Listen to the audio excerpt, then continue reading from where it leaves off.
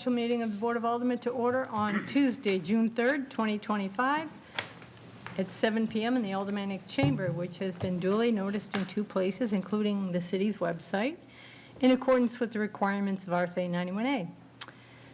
The prayer will be offered by Alderman O'Brien, and Alderman Clee will lead us in the pledge to the flag. Almighty God, we have the high honor and the serious duty to manage the affairs of our beloved city. Fill us, O God, with the spirit of unity and understanding, which enables us to face our multiple problems with a serene mind, with justice and charity for all, so that any and all decisions made by us will always be for the betterment and greater happiness of all of our fellow citizens. So help us, God. Amen. I pledge allegiance to the flag of the United States of America and to the republic for which it stands, one nation, under God, indivisible, with liberty and justice for all. Let's start the meeting by taking a roll call attendance, please.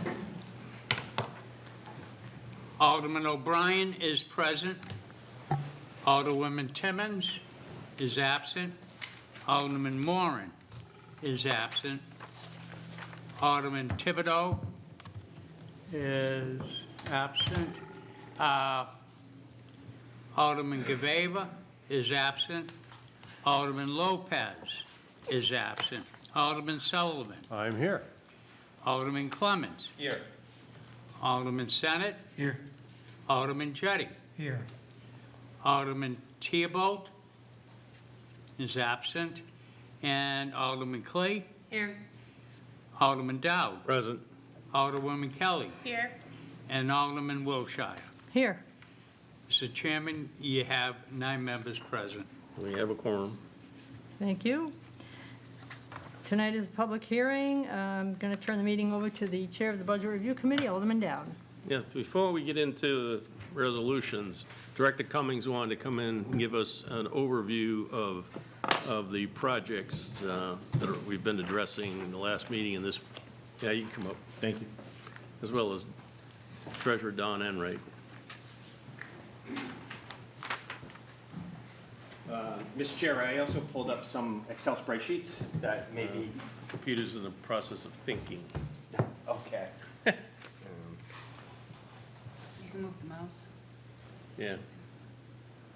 It was uploading or updating. Oops.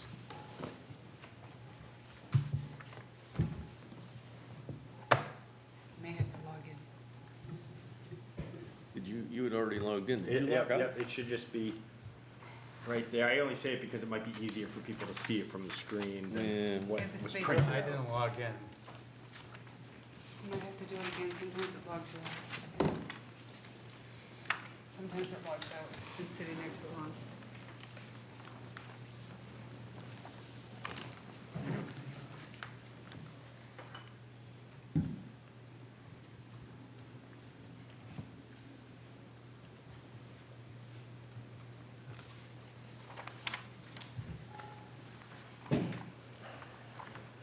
Is it Still- the X? It's The Excel Excel? spreadsheets here, I can grab them. Might be easier if I, yeah, there you go. I'll just return it. Yep. Yep.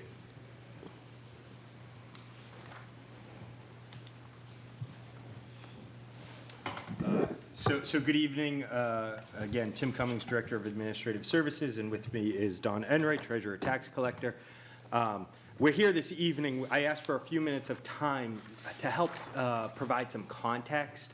I thought it might behoove us to orientate the conversation this evening, particularly in light of some of the commentary that we heard the other night. So I thought it would be good to really just kind of refresh everyone's memory and help people understand the work that we previously did, so it helps inform and provide context for the work that you're about to do this evening. And so over the last few days, between the last public hearing and this public hearing, Treasurer Enright and I worked very closely with our financial consultants and developed these updated schedules for you, which I'm about to go over this one, and then I'll hand it off to Treasurer Enright, and she'll go over the next one. And so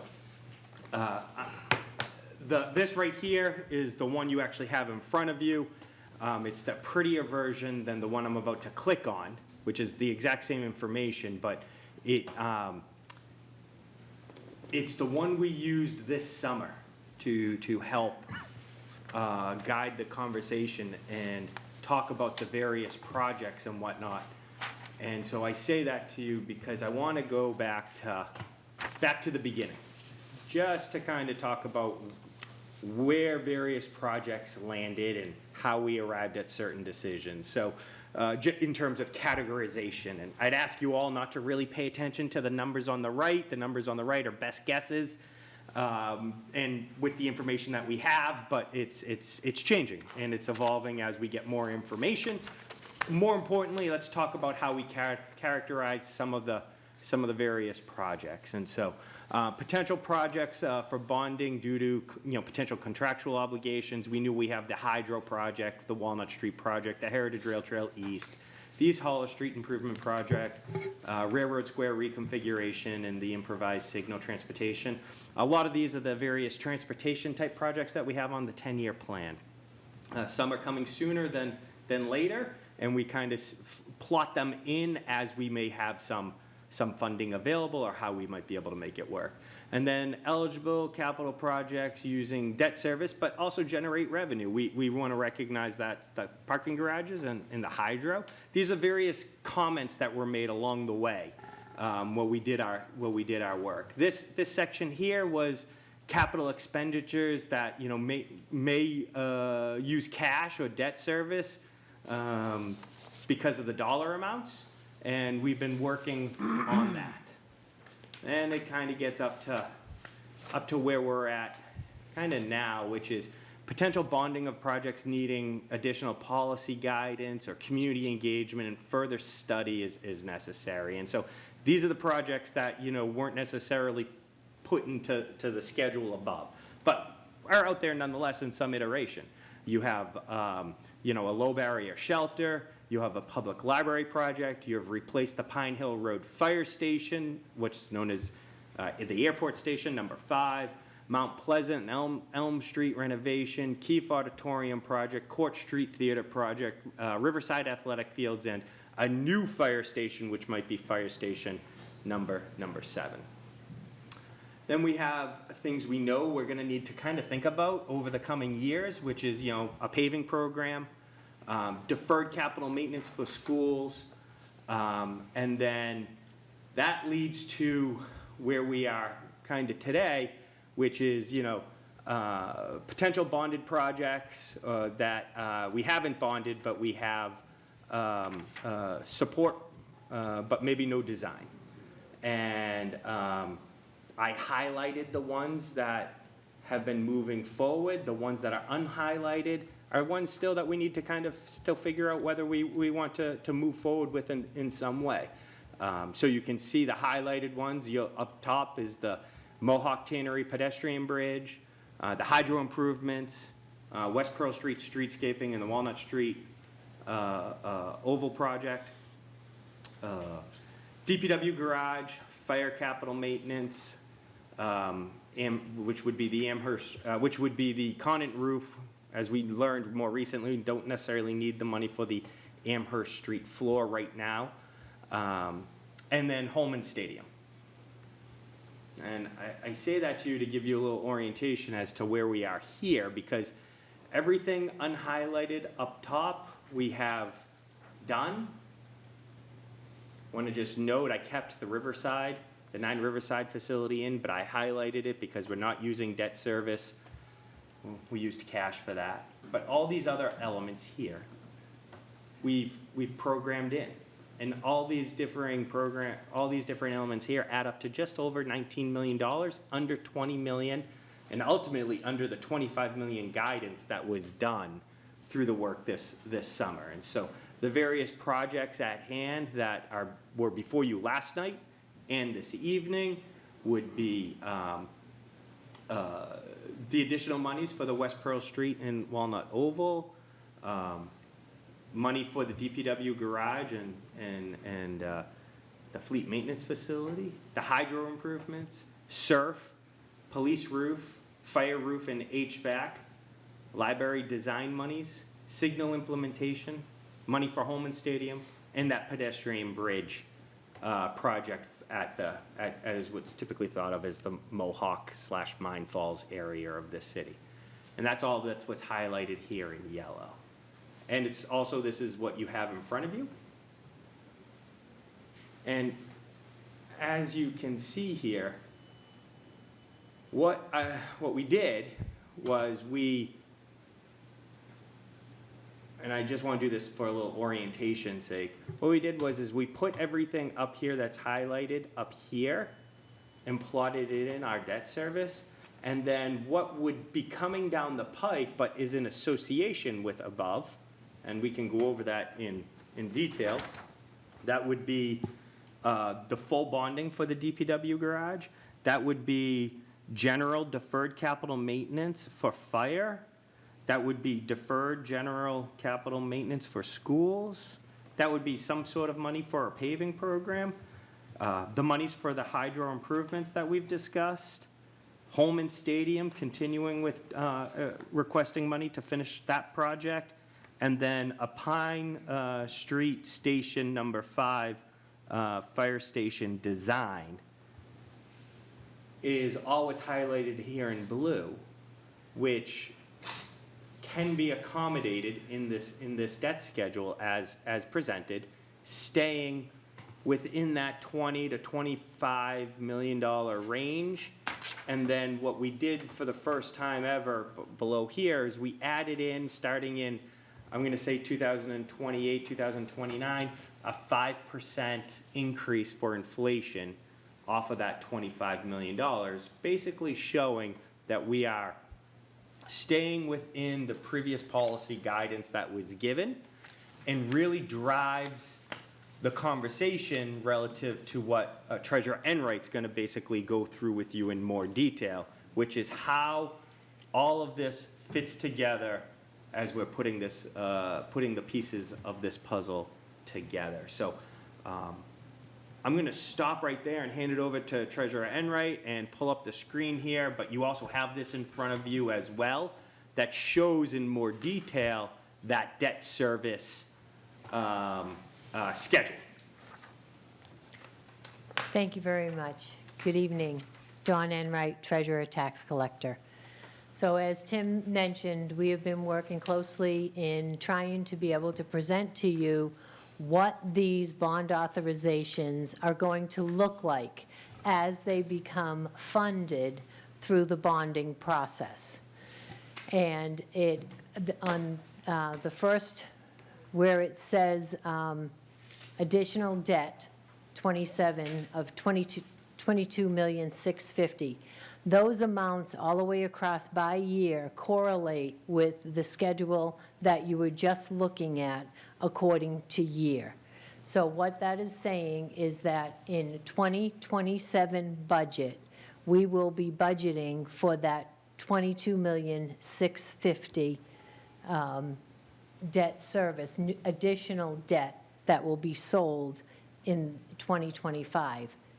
The first payment will be due in 2027 to the tune of $2,471,000. So column C is the current debt service and how it's going to play out over the next 10 to 20 years.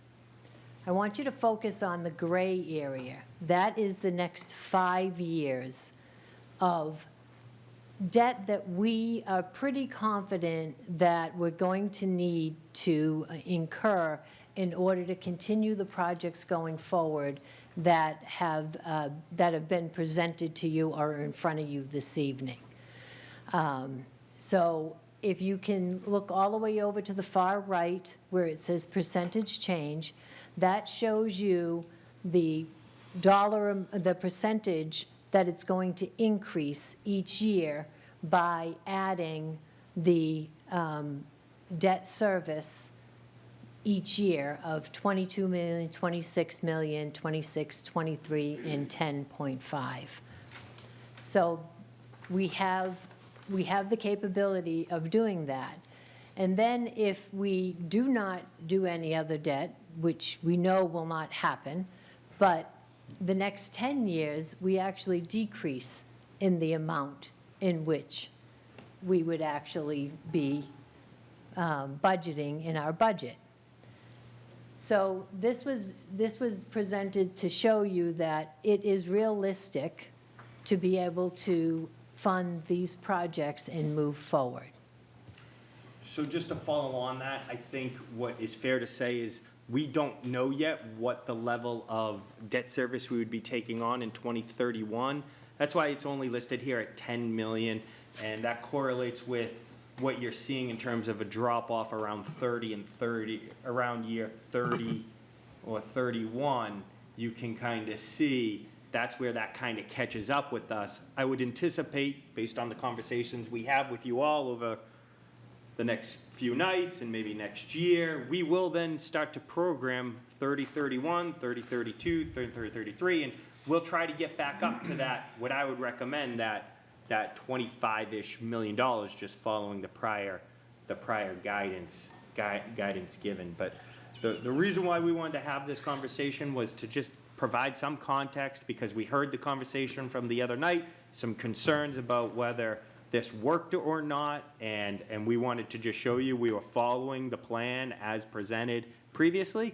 But it's up to you to kind of select the various projects that you're going to want to move forward with, and that's ultimately what that 3031 is really kind of discussing. But everything tonight keeps, that you're going to hear this evening, kind of keeps the projects going more than anything else. And that's all that we really had, Mr. Chairman, to kind of, oh, I'm sorry, yes, Treasurer Enright put one other Excel spreadsheet together, which was pretty interesting. Do you want to kind of talk about that? Yes, thank you.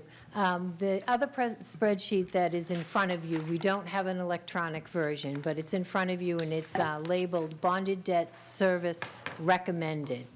This was an analysis that I did, and it follows the spreadsheet that Tim showed you first of what the 25 million each year increased by 5% for cost of living amount. That is the amount of the debt service for each year from 2027 through 2036. And it was very interesting to see that because of the current debt service, that was why we were seeing such large increases in the next 4 to 5 years. As you go down, if we follow the plan of 25 million, you can see when you get down to 2037, it's actually going to decrease our debt service. So the plan that was devised in the ad hoc committee was a solid plan and is going to benefit the city in the long run. It's just the old debt service needs to mature for us to see the benefits of the plan that's in place. So I found this very interesting. I apologize for not having it electronic. I spent the last 2 hours playing with numbers. So, Mr. Chairman, before I conclude my comments, I did also want to just touch upon R-25-151, which was a bond authorization request for $5.5 million for the DPW garage. During the Budget Review Committee meeting, I'd like to ask for an amendment to that authorization. I'll speak to that in more detail if I could during the Budget Review Committee meeting. Thank you. Okay. Are there any questions for Director Cummings and Ms. Enright from the Alderman, based on what they just presented? Alderman Sullivan? Thank you. I just wanted to know if they were going to stick around for the budget meeting. Okay. I'll ask all my questions then. I don't want to take up the public's time. The other thing I'd just like to clarify, all the resolutions have a 4% on the bond. In my experience with bonded debt, when we actually go out and sell the bonds, they're always under the percentage that's on the resolution. So it could be less than 4%, which would make the debt service lower than, so you're projecting it on the 4%, so Yes. it could be lower than that. Could be. Yep, could be. All right. Thank you.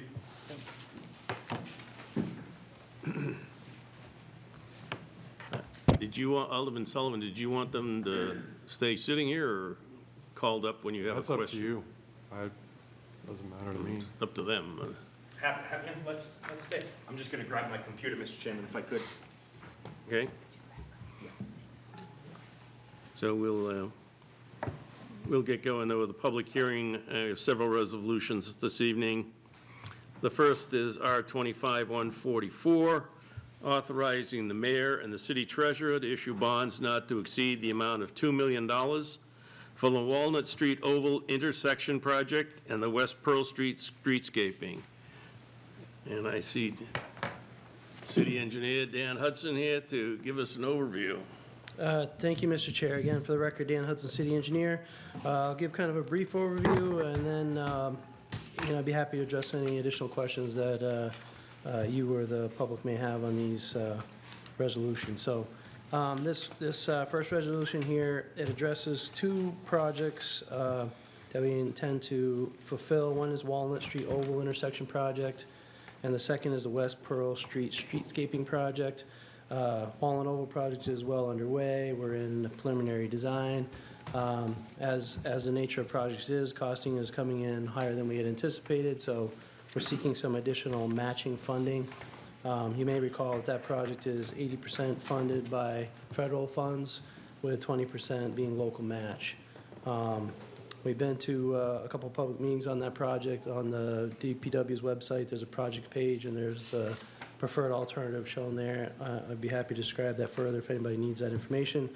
The West Pearl Street streetscaping project, we completed a design a couple of years ago, went out to bid with it. Bids came in higher than we had funding for, so we're seeking additional funding to try to make that a solvent project, so that we can rebid that project out. That project, it says streetscaping, but that also involves complete sidewalk reconstruction, roadway reconstruction, and then a whole bunch of landscaping amenities similar, but it may hopefully even better than what was done on Main Street years ago.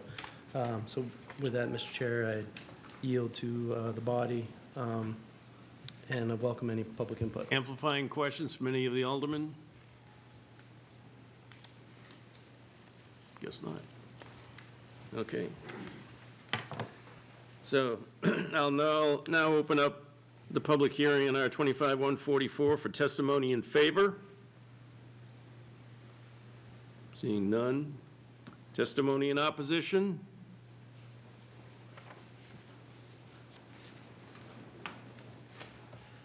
Lori Ortolano, 41 Berkeley Street.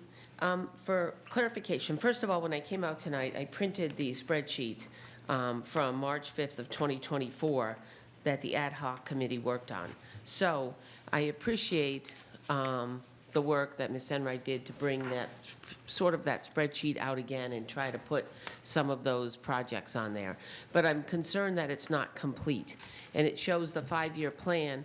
I don't know how the $45 or $47 million override fits into that for the bonding plan, because we had to change that. And I would like to see a more comprehensive sheet that would track the projects from March 5th of 2024 with the override plus the new projects coming in, so that we just have something we can follow that is clear to us. You lose sight, there's an awful lot of moving parts going on in the city, and you lose sight of this stuff very easily, especially when you're on the outside.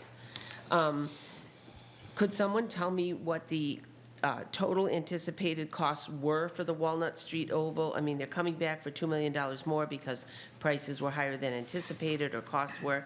What was the project originally costed for? Mr. Hudson?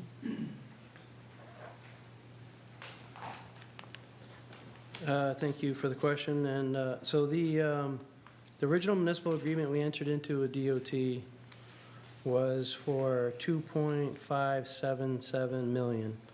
So the project cost is roughly doubled, as I noted. We did get a congressionally directed spending authorization of an additional $1 million in federal match, and the DOT has said that they will match up to the current project estimate.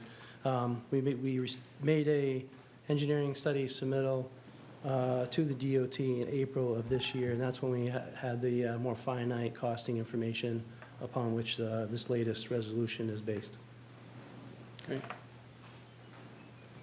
Okay, so I'm always concerned with these bonding projects because it just feels like to me and seems to me that the costs are always higher than we anticipate.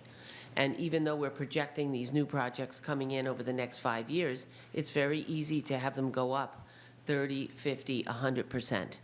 And so even though we say we're well within our window at 25 million a year, I think that can change dramatically. And it doesn't take into account a few emergencies that might happen in the city, which also seem to pop up. So I'm concerned about these resolutions. Also, you know, I'm pretty opposed to bonding, and I really am, again, on the basis that this amount is 2 million, it's the lower amount, we weren't going to bond. I'm wondering if our practice of now reappraising our properties every 2 years, I believe there's an RSA that allows you, if your assessed value for your overall properties goes up, that you can increase your bonding by a certain percentage. Is that true? Does anyone know? Donna Enright? Enright, Treasurer Tax Collector. It is related to your base. It is a formula. That's what I thought. It is all related, yes. Okay, so there is a certain percentage, and I understand sort of the method to the madness of doing it every 2 years, especially in a growth market.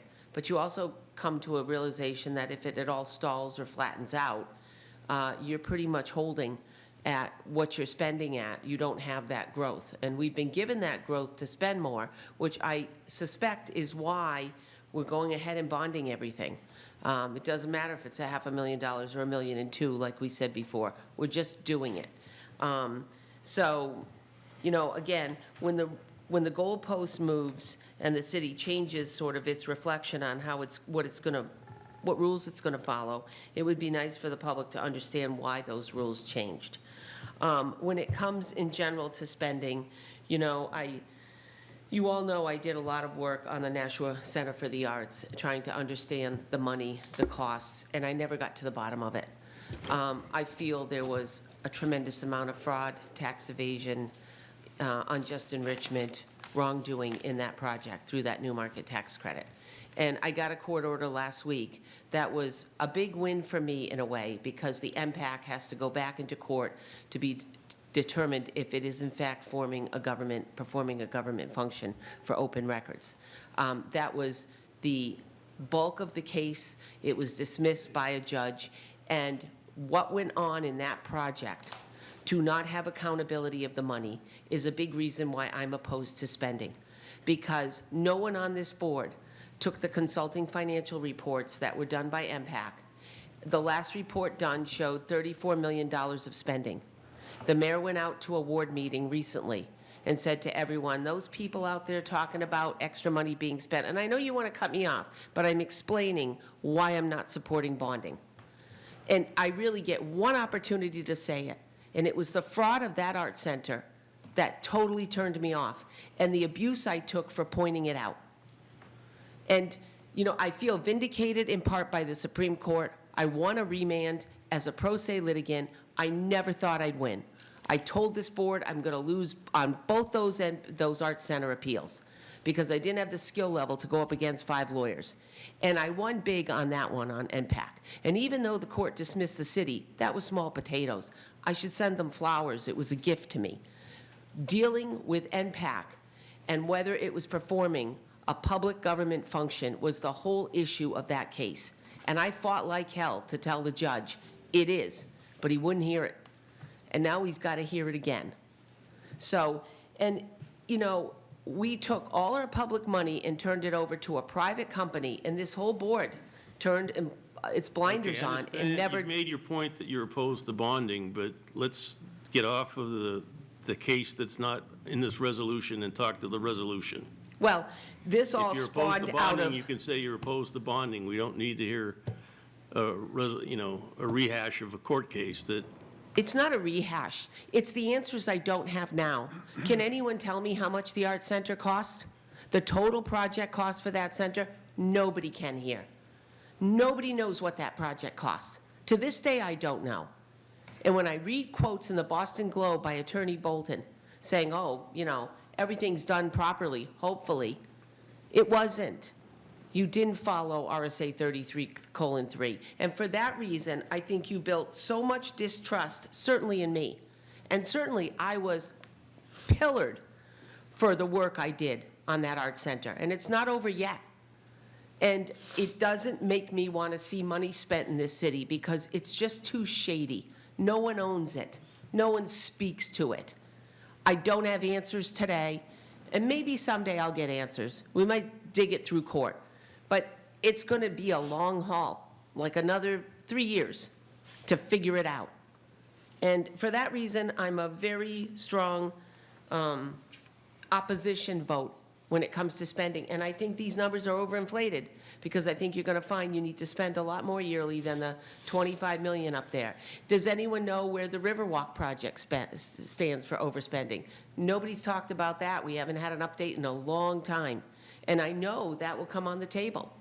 So I'm very concerned that we don't capture enough in enough detail and budget for the expansion we see in costs. Thank you. Anyone else in opposition? Seeing no one, testimony once again in favor. Seeing none, once again, testimony in opposition. Seeing none. I will now close the public hearing on Resolution R-25-144 at 7:31 p.m. I'll open the public hearing on Resolution R-25-145 at 7:31 p.m. R-25-145, authorizing the mayor and the city treasurer to issue bonds not to exceed the amount of $1 million for signal coordination and implementation. City Engineer Dan Hudson. Thank you, Mr. Chair. Again, Dan Hudson, City Engineer. Yep, I don't know why I keep repeating that, but, so this resolution, again, is a partially federally funded project. The city submitted a grant application for a project which ended up in the 10-year plan. It's funded through CMAQ federal funds, which stands for Congestion Mitigation and Air Quality. Total project is nearly $4 million or so, and this request would be for the city match so that we could advance that project. The CMAQ project is to address our signal systems. Amherst Street needs some work. We've done some work on DW Highway, putting cameras up in Main Street as well, but Amherst Street is in need of some similar treatment, and that's what this project would address. Amherst Street in addition to some of the other corridors, East Hollow Street and others. So again, I'd be happy to address any questions that this body or the public may have. Any amplifying questions from any of the aldermen? Seeing none, thank you. I'll now open up testimony in favor of R-25-145. None. Testimony in opposition of R-25-145. Lori Ortolano, 41 Berkeley Street. I'm opposed to the spending for the reasons I stated before. I won't rehash it. I just don't think that this elected body is worthy of the public trust with our money. Thank you. Okay, once again, any other opposition? Seeing none. Testimony in favor? None. Once again, testimony in opposition? Seeing none. I will close the public hearing on Resolution R-25-145 at 7:34 p.m. And I'll open the public hearing on Resolution R-25-147 at 7:34 p.m. R-25-147, authorizing the mayor and the city treasurer to issue bonds not to exceed $1 million for library building project design. Director of the library is here to... Yes, good evening, everybody. Jen McCormick, I'm the director at the library. I'm joined by two of my trustees this evening. As you know, the library's on a path towards a potential renovation or new building. In 2022, we completed a facility assessment of the building. We're currently in a feasibility and programming study of the building, determining how much and what kinds of spaces we need for a renovated or new building, and determining the most economically feasible path forward for that project. The bond being considered tonight would provide the trustees in the city with an additional amount of money to continue with the design process. Once this study is completed, it should get us through schematic design pursuant to whatever option the city and the trustees choose together. So whatever comes out of the feasibility study, this money would let us continue to develop that design and be ready for hopefully a new library in the future. Any amplifying questions from anyone on the board? Seeing none, thank you. I will now open up testimony in favor of R25-147. Name and address for the record. Good evening. My name is Scott Jakewith. I live at 22 Syracuse Road in Nashua. I'm also a Board of Trustees member for the Nashua Public Library. I'm supporting this resolution. I think it's really important, and I know that there's a lot of data on how the renovation project can help enhance Nashua. The public library kind of infuses itself in all different aspects of the community, from providing tax help to senior citizens or to any citizen, to helping our mission of becoming a welcoming city, to providing literacy initiatives in the summer for students. But I'd also like you to consider the costs if we do not move forward with the library project. First of all, we are a heating and cooling center for the city of Nashua, so we need to make sure that we upkeep our facility for that. Also, with that, it's not just about comfort with the patrons at the library, but it's also the inventory and the books, that if the humidity gets out of control at the library, we could lose a lot of inventory, computers, other technology, resources, books. And the other thing is there are some safety concerns with the current library that we do want to address. So I do support this. Thank you. Thank you. Any other testimony in favor? Seeing no additional testimony in opposition?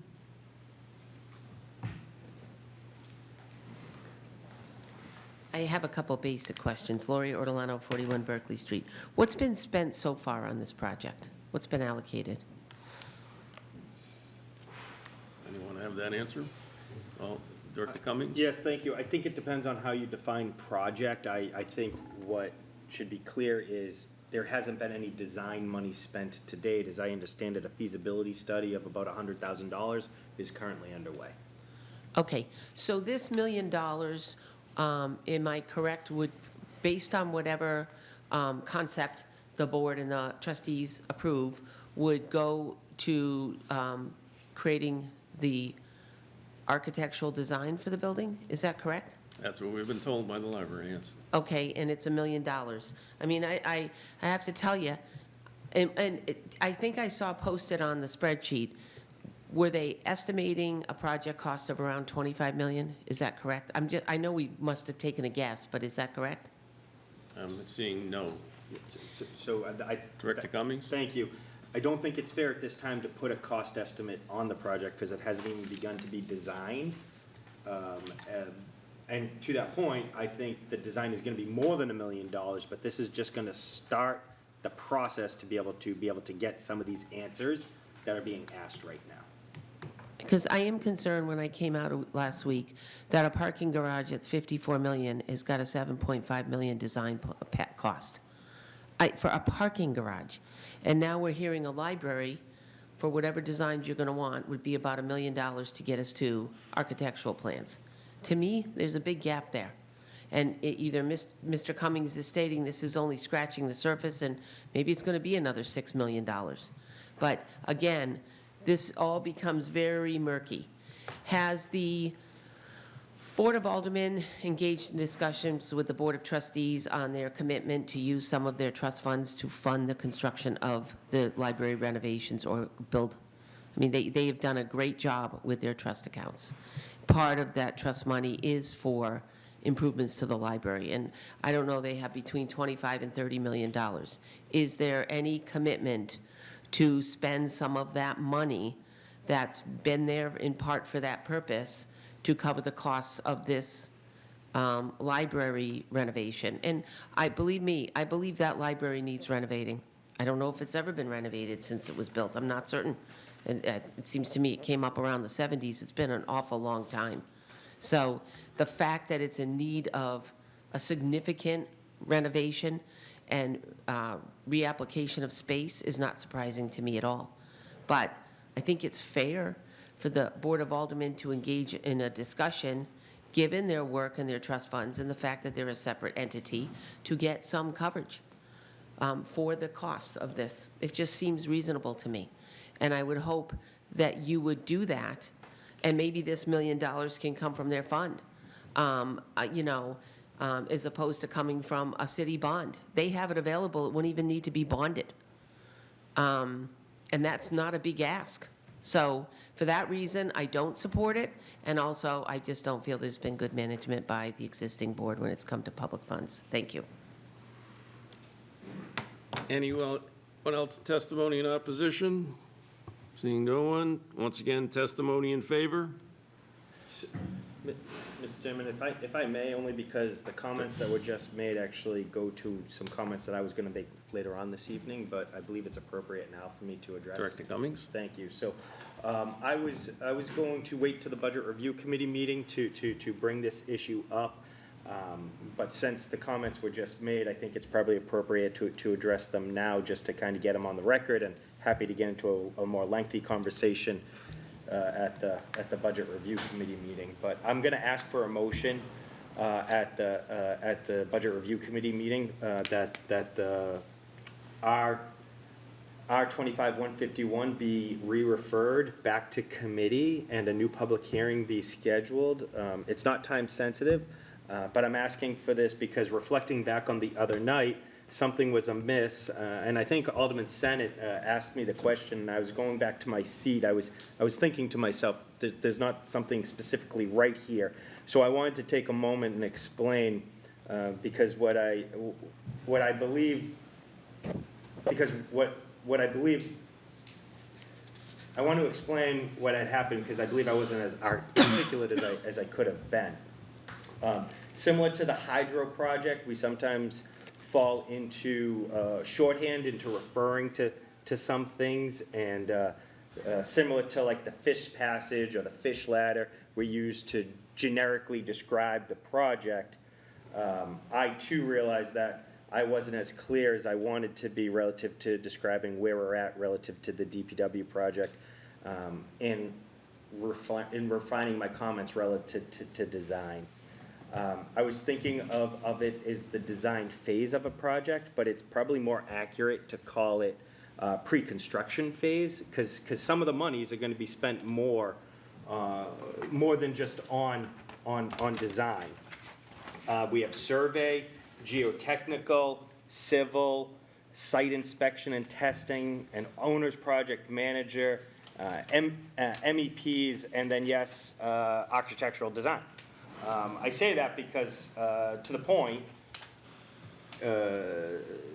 not all of the $5 million would be going to an architect. The plan is a bulk of the proceeds in R-25-151 would go for design, but there are also some other items, such as needing early release packages, or helping to relocate some of the fire training facility, or other due diligence that's necessary when you're in a design phase, like testing and inspections. So I'd like to make some of those comments to reflect the record more clearly, and make sure it's understood what I meant by some of my comments the other night. I'd also like to add some verbiage to the resolution, working with bond counsel to make that make that more explicit. Now, putting all that aside, I also think, after consulting with Director Photo, we could probably reduce that bond request down by about $1 million. So instead of 5.5 million, we could technically reduce that down to 4.5 million. That $1 million was originally set aside with the thought process of trying to avoid some costs relative to tariffs or whatnot by doing some early release packages. But we don't necessarily need to do it. It was just a cost avoidance strategy. And if we wanted to reduce the resolution down to 4.5 million, it wouldn't necessarily materially affect the project. So anyway, I was going to explain that in more detail during the Budget Review Committee meeting. I wanted to do it now just to make sure it was clear for the record. Happy to go into it in more detail again when the time is. Thank you. In school project, we refer to some of those expenses as soft costs. I'm sure anybody in the Joint Special School Building Committee understands those costs. They're usually required by one or another government entity. You have to meet certain requirements, and those are typically listed as soft costs, and they are part of the design process. Alderman Jettie. So I think we're still talking about the library. I was hoping so. So you kind of gone off to the BPW building, but we're still talking about the library. I'm only doing that because there was comments made by the previous speaker that, you know, misrepresentation about design money being spent at whatever it is, $7-ish million is you know, what was alluded to at the previous meeting, but is not an accurate reflection of what the intention is, and I just wanted to correct the record. Thank you. All set, Alderman Jettie? Yep, thank you. Yes, would you Okay. identify yourself? Linda LaFlamme, 49 Abbott Street. I am also the chair of the Library Board of Trustees, and I am speaking in favor of this bond. I would like to say, first of all, that the trust funds are certainly in play in this library project. However, it is first important to understand that, as you folks know, some of those have restrictions. We cannot simply put them all into a big pile and push them all into the center of the table and say, let's use them. They have restrictions. They can only be spent for certain things. They are also legacies. They aren't simply a bunch of cash the library has. These are legacies that people left in honor of their loved ones for the library's benefit. And we try to honor that as well. And we would not want to spend them all down because that would eliminate someone's legacy, and that's not fair. But more to the point for this bond, this is going to help us get a lot of the answers to the questions that the opposition is raising. We need to find out, and as we are finding out right now with our space needs assessment, what exactly do we need? What does the city like? We're going to be bringing some proposals. You know, we can do a little bit, we can do a lot, we can knock everything down. We're going to be bringing some proposals. And then once we have that information, we can use the money in this bond to get some clear designs, to get some ideas as to what the scope, what the cost will be, how it will be used. And then we can much more intelligently make the decisions going forward. And if we don't start sometime, we will never have the information we need to go forward. And I think that's important. This is not something that we can just say, oh, hey, you know, I think the library is bad enough. We need to do it now. We need to make plans so when that time comes, we'll be ready. And that's what this bond will allow us to do, is to start making those plans and getting the specifics that the community needs to know. Thank you. Okay, anyone else testimony in favor? Once again, testimony in opposition? Seeing none. I will now close the public hearing on R25-147 at 7:49 p.m. And I'll open the public hearing on resolution R25-152 at 7:49 p.m. R25-152, authorizing the mayor and the city treasurer to issue bonds not to exceed $3 million for Holman Stadium improvements. Good evening, Mr. Chair. Superintendent of the Parks Department, Brian Conant. As you all know, historic Holman Stadium is heavily used throughout the community by the local high schools, by the Babe Ruth. We have the Futures League in there with the Silver Knights. And 4th of July, a lot of community events go on there. The facility has several issues, okay, that need to be addressed. I think this funding would go ahead and be a good start. It's certainly not going to solve all the issues there. I'll be perfectly honest with all of you right now. I hope there's more to come. But I think, like I said, this would be a great first step. I'd like to go ahead and replace the lights there that were installed in 1948. I'd like to update the fire suppression system that was installed back in 2003, the last time funds were really set aside for that facility. And I'd like to see what's left over from there. Be happy to answer any questions if there are any. Again, it's not just the lights of the fire suppression system. The locker rooms have lead paint. They need to be updated. The windows on the locker rooms are original through 1936. Several issues. The seating bowl, the underneath of the grandstand has a lot of corrosion that's taken place over the years because of the cracks in the seating bowl and the moisture getting under there. They need to be sandblasted and painted. I'm just trying to give you an overview of all the needs. Amplifying questions from any of the aldermen? So one question, would you replace that one pole first, or you do all the lights at one time? I want to do them all, except for the lights that have the cell phone towers on them, Alderman Dow. And we might state that we were, as part of this project for Estella Stadium, we're replacing all of the bulbs. lights, and it's a lot, they were installed a lot sooner than 1948. So if there are no other questions, Alderman Jettie? Yeah, it's a minor thing, but since you're here, I'd like to take advantage of your presence. And that old broadcasting booth that is falling apart, is that coming down? We're actually in the process of renovating it right now. There was just some discussion at first, what should we do with it? In myself and inquiring, I was told that it was somewhat of a historic structure and that we couldn't just dispose of it. So currently, right now, Alderman Jettie, we are renovating it, and we're going to fix it up. So that's what we're doing with it. Follow up? And what would be the purpose of it? Once you renovate it, what's it going to be used for? The purpose of it, once it's renovated, it's going to be like a party deck. It's going to be an area where people can go there and seat in 2 different levels and enjoy the ball game. It's not going to be used for broadcasts. So, Okay, thank you. you're welcome. Any other questions? Thank you. Okay. I'll now open up our 25-152 to testimony in favor. Seeing none. Testimony in opposition? Seeing none.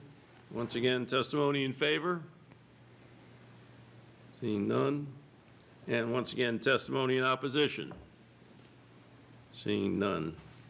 I'll close the public hearing on Resolution R25-152 at 7:53 p.m. And I will now call on Alderman O'Brien for his special motion. Thank you, Mr. Chairman. Mr. Chairman, I'd like to make the motion that the June 3rd, 2025 special meeting of the Board of Aldermen be adjourned. Motion is to adjourn. All in favor signify by saying aye. Aye. Opposed? Motion carries. We're adjourned at 7:53. We'll take a couple minutes and go right into budget.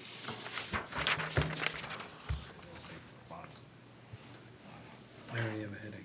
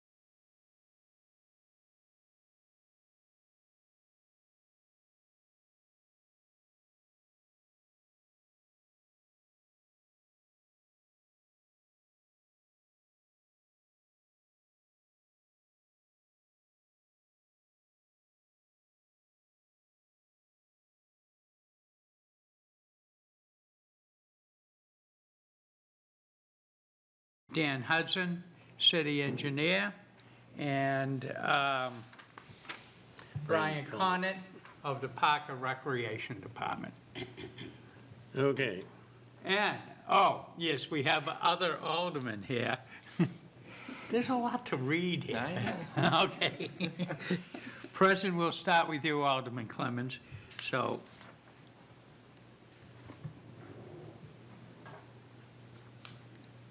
Alderman Clemmons, Alderman Clee, how could I forget you? I know. I'm sorry.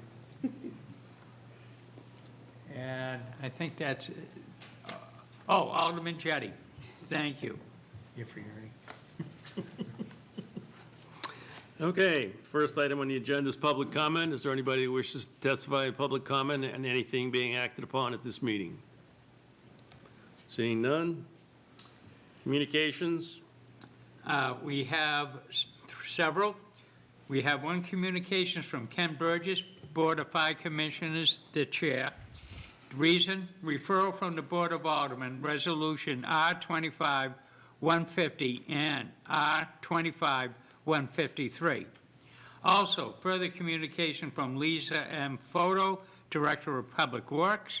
Reason, referrals from the Board of Aldermen, resolution. And also, we have communications from Jennifer McCormick, Library Director. Reason, referral from the Board of Aldermen, resolution. There being no objection, I'll accept the communications, place them on file. Do we want to, actually, I'd prefer if we take the spreadsheets that were handed out earlier and make them part of the minutes. Can somebody make a motion to waive the reading of and accept these spreadsheets as part of the agenda? So Tim Senate, Alderman Senate. I'll make a motion to suspend the rules and accept the communications provided by Director Cummings. And After the, Don Enright. And After the agenda was prepared. Tax Collector Enright, yeah, and after the agenda was prepared. Any Correct. discussion? what he said. Alderman Sullivan? Thank you. I really appreciate, first of all, that you went ahead and did this. So I don't want that to be lost. I did have some clarifying questions on the spreadsheet. When I referred back to the 5-year bonding plan, it was my understanding that the ad hoc committee, it was $150 million over a 5-year period, which started in fiscal year 2025. That's my first question. Director Cummings? Thank you, yes. I think that's when we started the work in earnest, was in 2025 for it to move forward. The original recommendation was $30 million by CFO Griffin, and then the committee reduced it down to 25 after the work that was done at the conclusion of that process over a 5-year horizon. And I believe it went to 25 because of the issue that something else might pop up, and we needed space to cover it, rather than the 30, it went to 25. Alderman Sullivan? Yes, thank you. So with that being said, if my memory serves, from last meeting, I had asked what we bonded in fiscal year 2025, and the number that I had was $54 million. And that $54 million, that's a big head start on $150 million, my understanding. Is that right? Dawn Enright, Treasurer, Tax Collector. I apologize that $45 million included special enterprise fund bonding, which doesn't have anything to do with the general fund bonding. So I apologize. Off the top of my head, I don't have the exact figure, but that included the enterprise fund. The enterprise bonds are covered by the wastewater funds that we collect. So then, I understand that. So I apologize. So would you be able to supply us with the, kind of the net number? Yes. Okay. Get that. Follow-up, please? follow up, Alderman Sullivan. If you could, Ms. Enright, explain, I understand Director Cummings' spreadsheet for the most part. This one, I'm gonna need you to explain again, because I'm getting caught up on the x-axis and the y-axis, and I'm trying to figure out what's what. So if you don't mind. Certainly. Don Enright, Treasurer, Tax Collector. So the information that is presented in front of you is showing the principal and interest payments for the debt that is anticipated to be sold. So if you look at the 2027 under additional debt, it's anticipated that $22,650,000 of general fund debt will be sold. If that is sold, then in 2027 budget, the fiscal year, $2,471,300 will be budgeted in the general fund to pay that debt. Now, if you look at the column prior to that, the current debt service, everything that has been sold to date, in 2027, we will have to pay $22,304,000 to pay the debt service for the debt that has already been sold. So then, if you go over to the column that says total with additional debt service, then if you look at fiscal year '27, we will have to budget $24,775,000 and change to pay all of the debt that is owed, Okay, I understand it now. okay? Which Thank you. is a 4% increase over 26. 26. Okay, all right. Great. And if you don't, so the other one is just a, what is it at? Is that, oh, that's with the inflation, Yep. This is a pure X-factor in it. projection, Okay. not taking into consideration the projects at all. It's just taking into consideration the direction in which was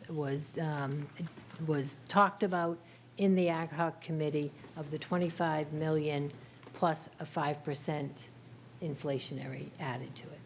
inflationary if we hold on the project and we are factoring in current interest rates on bonding, or are you? No, I wouldn't go that far, if I may, Mr. Chairman. Director Cummings. All this is a recognition of the 25 million was at one point in time, and as you go out, that number in theory should go up, just to keep pace with project costs or whatever, whatever the case may be at this time, and not holding that flat or stagnant. Okay, all right. Alderman Clements? No, that was my question. Okay. By the way, there was some discussion earlier from someone that said that our interest rate and our payments could go up over time. I just want to mention that interest rates on borrowing fluctuate over time. And at one point, we had some bonds that were at between 4% and 6%. And Treasurer for Debt, when he was here, renegotiated all of those down into around one side or the other, 2%. So our debt service went down. So it can work both ways. When we sell bonds, that's locked in. But we can refinance if interest rates go down and get them at a less expensive debt service. Okay? And I'm not the bond counsel, so. But I spent a lot of time with bonding. Okay. Any other questions? Okay. So all those in favor of accepting the communications received after the agenda was prepared, signify by saying aye. Aye. Opposed? Motion carries. Unfinished business? None. New business resolutions? Before us this evening is R-25-144, authorizing the mayor and city treasurer to issue bonds not to exceed the amount of $2 million for the Walnut Street Oval Intersection Project and West Pearl Street streetscaping. Mr. Chairman, I would like to make the motion to recommend final passage. Okay, the motion on the floor is recommend the full board final passage of R-25-144. Discussion? Alderman Clements? Yeah, I had a question on this. Can we get a breakout of, because this is for two different things. One's for Walnut Street, one's for the streetscape. And I'm curious what the breakdown is in the numbers in this. They were broken out in the resolution, I believe, one of the numbers was 600K. What was the other one? The balance of whatever this is. Mr. Chair, yeah, Dan Hudson, City Engineer, Mr. Chair, that's correct. So it's 600,000 towards Walnut Oval Intersection Project and 1.4 million towards the West Pearl Street streetscape. You know, one of the major expenses is redoing the traffic lights, moving them, right? Yeah, that's for the Walnut Oval or for West No, Pearl Street? Pearl Street? Yeah, West Pearl Street involves reversing direction, so, Right. you know, there's a little bit of that in the Walnut Oval project, but also the bulk of it is in the streetscaping project. Alderman Clements, follow-up? Yeah, was the West Pearl Street project, did we get a 80-20 match on that as well, or is that separate? So no, that project is 100% city funded, so you can see the differential, you know, you get 80 cents on the dollar, it makes a project much less expensive, but no, that's a 100% funded project. We did, there was a resolution back in R22-038, West Pearl Street, that commenced the project. That was a $1.895 million authorization. I believe some of that's been spent on design to get the design package together. So that, you know, the new funding would be added to that funding to try to complete the project. All set, or Alderman, follow-up, Alderman Clements? No, just a comment. What I can say is that, you know, I certainly would support the 600,000 for Walnut Street. I think that makes a lot of sense. It's an 80-20 match, you know, but if West Pearl Street's in there as well, when this comes to the full board, I won't be able to support the resolution. Alderman And Sullivan? I'll expand, if I could, I just want to expand on that a little bit. I think we're in a different state than we were a year ago. I think, you know, a year ago, the economy was humming along, doing very well. Nashua was in a good spot. This year, we've seen a turn that's not good. We've seen a lot of escalating costs. We've seen the city lose money with grants and things like that from the federal government. We saw a 6% tax increase. And while it would be great to have West Pearl Street, that project come along, I think it's a nice to have. And I don't think we're in a position to do nice to haves right now. You know, I think we need to, in my opinion, rein in a little bit and look at the things that we have and take care of the things that exist, instead of venturing out into new projects. The time to do new projects was a few years ago when we did them. When we did the Performing Arts Center, when we did the Riverfront project, when we did, you know, the building on High Street. So, you know, I think, to me, my attitude is, you know, I'm going to look at these things as they come up as is this a nice to have? Is this something we don't have right now? Or is this fixing something that exists? Is this maintaining something that exists? And my priority is going to be, going forward, maintaining things that exist. Or if we are doing projects, doing, you know, an 80-20 match is a no-brainer to me. So, thank you. Alderman Senate? Thank you, Mr. Chairman. I'd like to kind of build off that and ask, I guess, what would be a two-part question is, first off, in regard to West Pearl Street, where are we at in the progress of that specific project, exclusive of the Walnut Street Oval?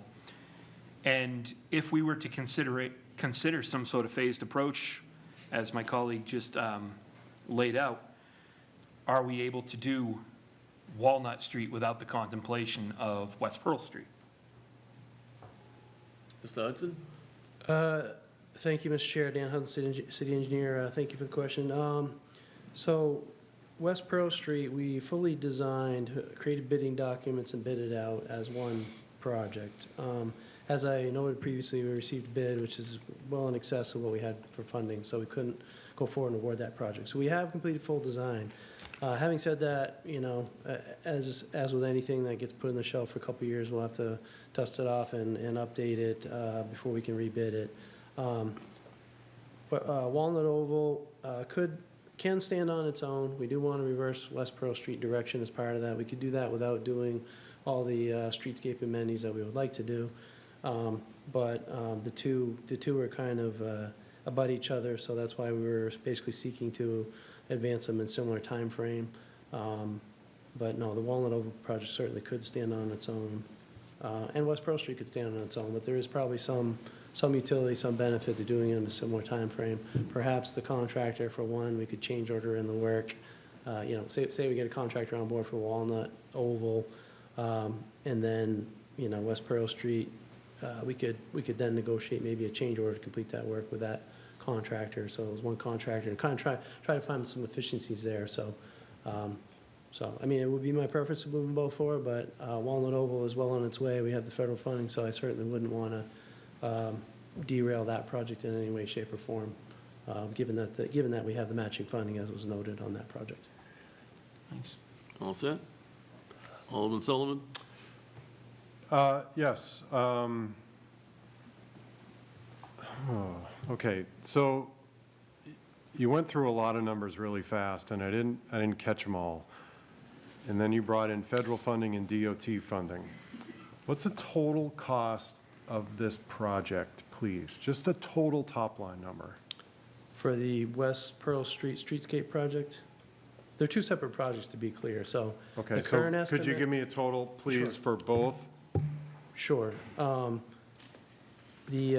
give them in pieces, then I can add them together. But our current total project estimate for Walnut Oval right now is $5 million. Total. We don't have really a total project estimate for West Pearl Street. This additional funding would give us a $3,295,000 budget to work to. For Walnut Street? For that's West Pearl Street streetscape. So the two together are $8.3 million currently.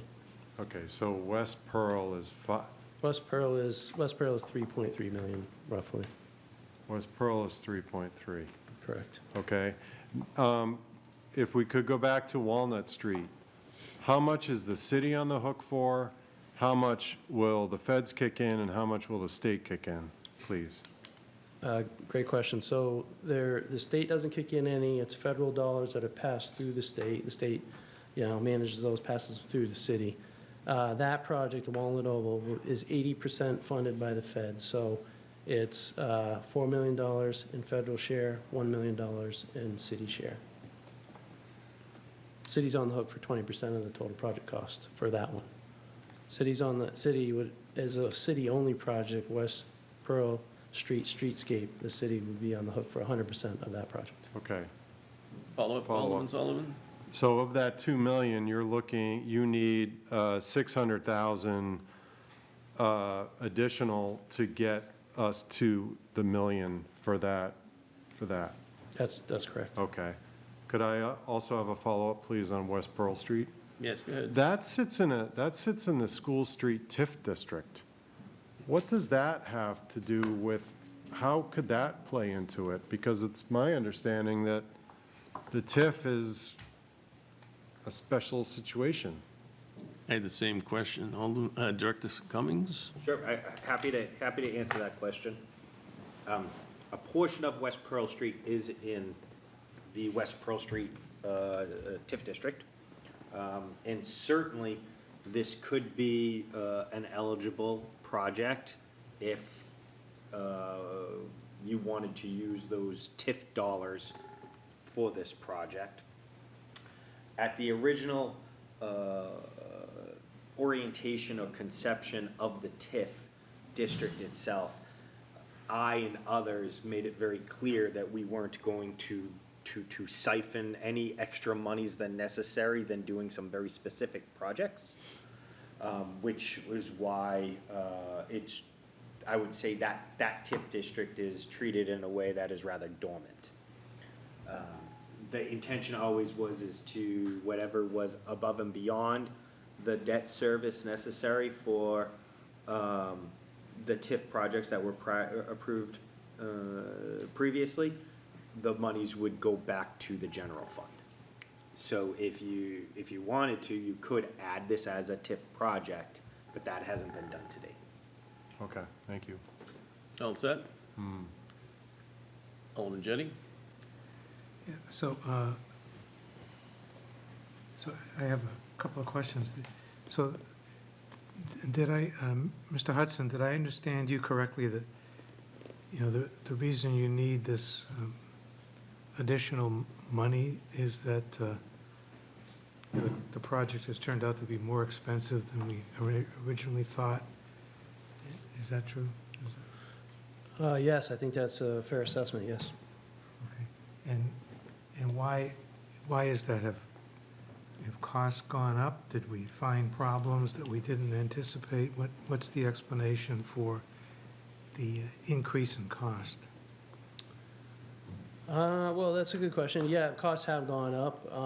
With any project, you know, it's the nature of what you have for bidders, what the market interest is. I think we probably underestimated the challenging nature of working in this tight urban landscape. The project is challenging in the sense that there's some roadway and then there's a bunch of streetscape and landscape. So, you know, it's not perfectly suited for just a landscape company. It's not perfectly suited for just a roadway company. So it's kind of a hybrid project. So that can make it challenging as well. We found a need for more roadway grading, drainage, things like that as we fully designed and vetted the project. So there's a whole host of reasons that the project current estimate is higher than what we originally anticipated. Thank you. All set? And I have another question. Follow up. If I could. So, you know, relating to Alderman Sullivan's question about the TIF, so what is the practical difference if we took money from the TIF district to devote to this project, or if we allowed the surplus in the TIF district to go to the general fund? You know, what's the difference? Is there a difference? Director Cummings? No, there isn't a material difference. It's really just how we're accounting for the money right now. And I don't know what the number is per se, but there's probably some monies sitting aside in a separate account that would be cash available that could be used versus possibly, you know, what is debt service. So you could possibly reduce the amount that you're asking for in debt service if you use that cash. That would probably be the only real material difference. Okay. Well, that sounds like a good idea. All set? Or Yeah, thank you. just another question. The TIF is ongoing and still collecting money because we haven't canceled it. So That's correct. the monies collected downstream could offset the payments of any bond we fund. If you wanted to do that as well, yes, if you could use some of the available monies, if you will, and put it to additional debt service. If it was a TIF project, yes. Alderman Sullivan, you're, I think, oh, I'm sorry, forgot. He's part of the budget. I'd like to hear what Alderman Clee has to say. Okay. Before Alderman I Clee. say what I'm going to say. I have two questions. One is about the TIF, but I have another question first about the original bond request, and I guess this would be for Mr. Hudson. Mr. Hudson, I know the original bond was not to exceed $2.4 million. Have we spent any of that money on the West Pearl project that would be tantamount to a loss of funds if we don't go forward? Or is it just kind of not lost because we've got design and everything else like that? So. Well, if I understand the question, you're talking about the previous resolution, bonding resolution? Right, that So was that- not to exceed 2, which is why you're Okay. coming in for more money. Yeah, that resolution, similar to this resolution, was split between the two projects. So from that previous resolution, I think it was 555,000 or so went towards Walnut Oval project, and the balance was West Pearl Street streetscape. We've been designing on both projects. As I said, West Pearl Street streetscape, we brought 2 bid documents, although again, they'd have to be revised again. But so that the value of what's been completed on West Pearl Street is not completely lost. It's just that we have a design that we would need to update, modify as necessary to dovetail with the Walnut Oval project and further advance and rebid. Some money has been spent. I don't have an answer for you on if that money that was spent on that design came from this, bonding resolution, or if any of that was sold as a bond. I don't know the answer to that. So, but we have spent some money of that 2.4 My million. understanding is we spent some of that money, Okay. yes. Follow-up? No, not to that, but I do have a question or comment on the TIF. Director Cummings, please correct me if I'm wrong. I do remember when we talked about creating that TIF and so on, and I know I had concerns about creating one more TIF. We had that discussion and so on about having one more TIF and this kind of going, and I asked the question, can we have a TIF that has a death? In other words, that we don't keep this forever and ever and ever, because there were concerns from some of the taxpayers that we would start creating all these little TIFs and money wouldn't be going into the general fund, and that we would just do this. So while the cash is sitting there, if we keep creating bonds, that TIF has to live until all these bonds are paid off. Is that correct? Mr. Chairman, if I may. Director Cummings? That's correct. While the life of the debt is there, you should have the TIF in place to pay the debt service. Statutorily speaking, TIF districts have a shelf life of 40 years. So it has to be revisited every 40 years to be statutorily compliant. And then the way this current TIF is set up is the monies in excess of the debt service, whatever is accrued, and there's some additional monies at the end of the year, by an election of the TIF board gets transferred back to the general fund, which is again part of the state statute that allows for that to occur.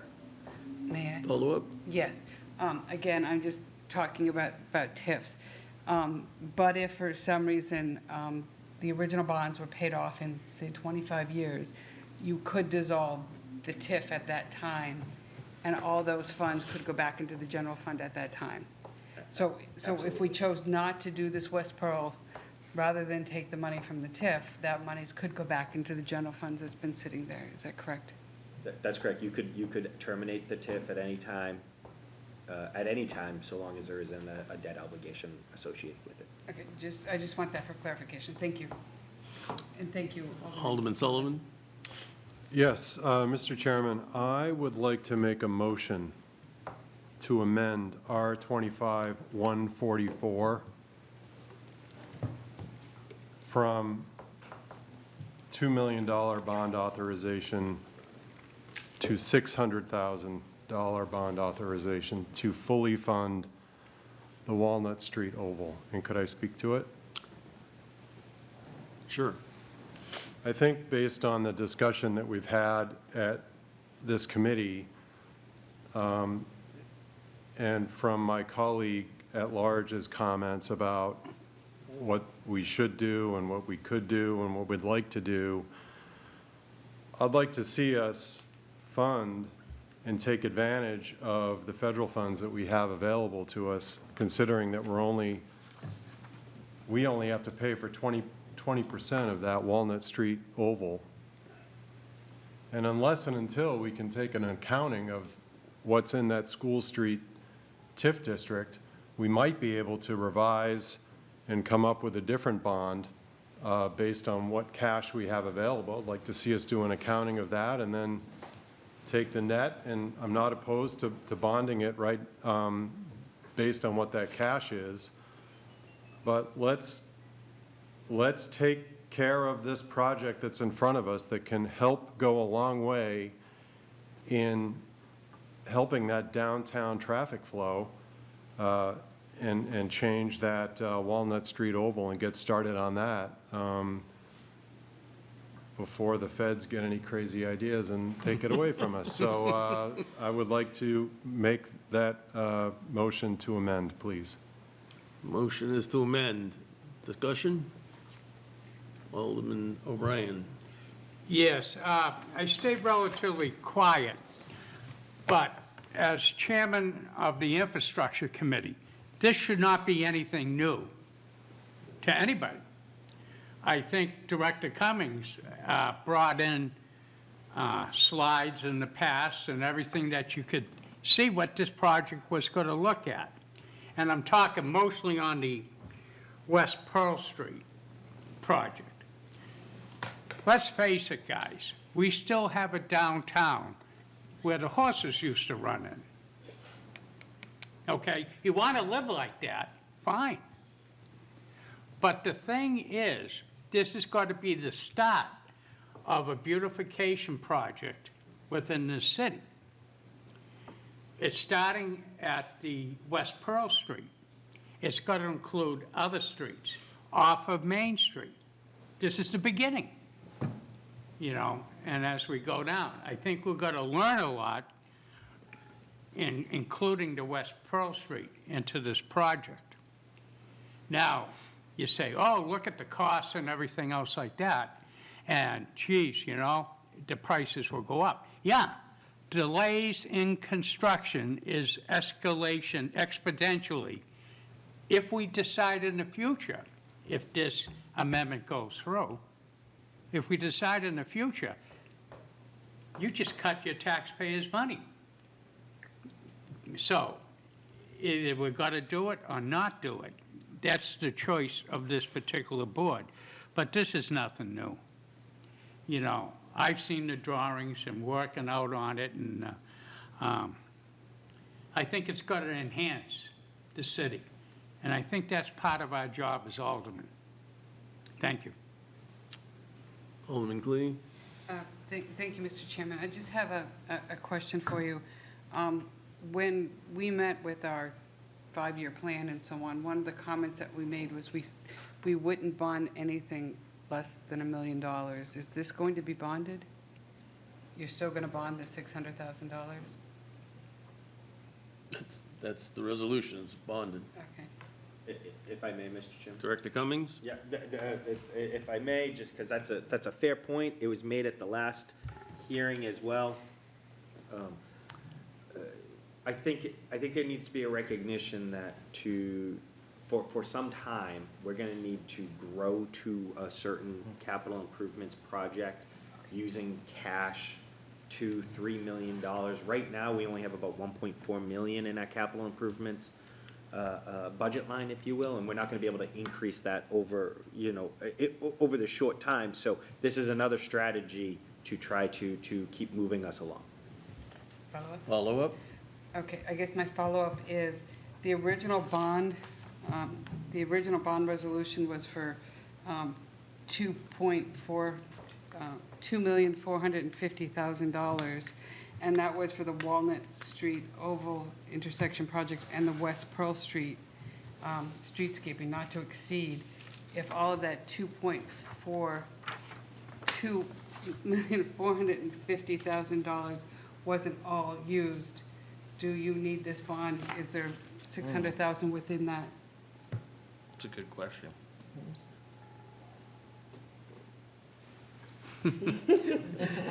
Mr. Hudson? Thank you. I don't know if I'm the right guy to answer this. I believe there is that bonding authority in that previous resolution. It was specifically broken down into the two amounts, so it probably would require some action by this board to reallocate from one project to the other project. That'd be my assumption, but again, I don't think I'm really the right guy to answer that question. Ms. Chairman? Is in?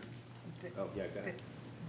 No, Director Cummings? Yeah, thanks. I was I just, thought you were pointing to her. no, I was just going to say, if that is the desire of the body, the proper process would be is to amend the previous resolution. That was going to be my next one. Do you have to amend the previous resolution? I would amend the previous resolution.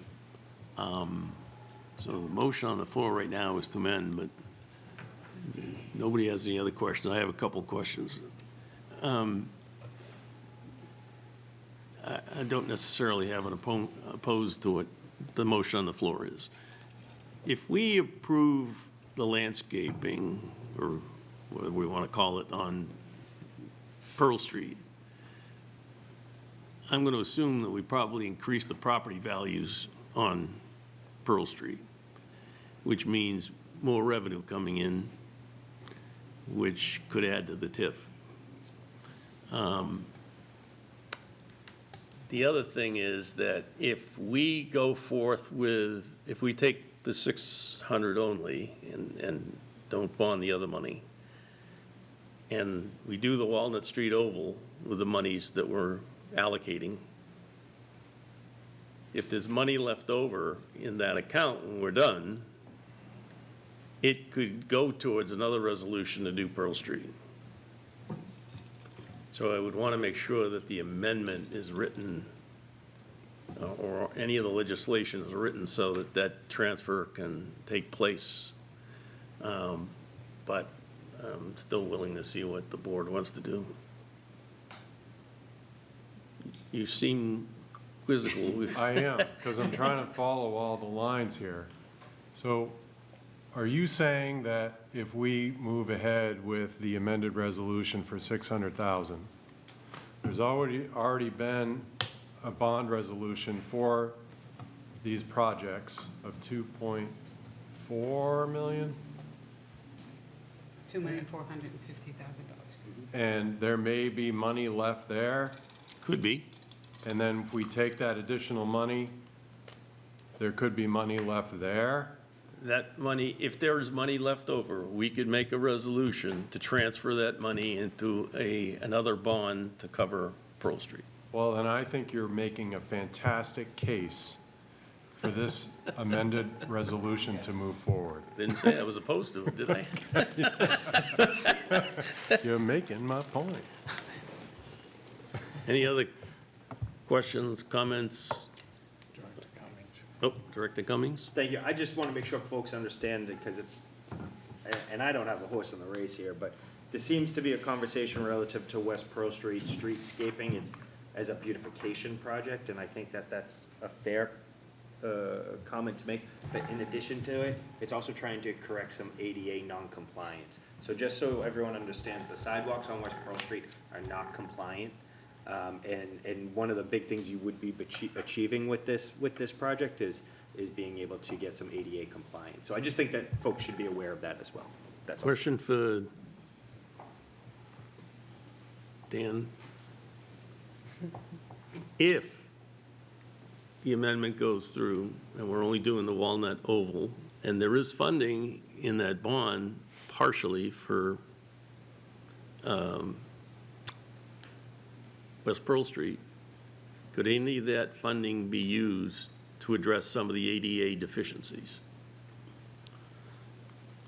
Yes, yes, Mr. Chair. I mean, we can, if we give them funding, we can move mountains, right? So, so yes, there could be an opportunity to improve some ADA through, smaller project, separate project. Some of that work, unless you do it in a whole-scale fashion, though, some of that work might then be in jeopardy if you do come back later and do the full project. You might have to rework that again, because you'd be matching in a sidewalk now, which isn't compliant, so you'd be fixing the access to that system, which may not be compliant.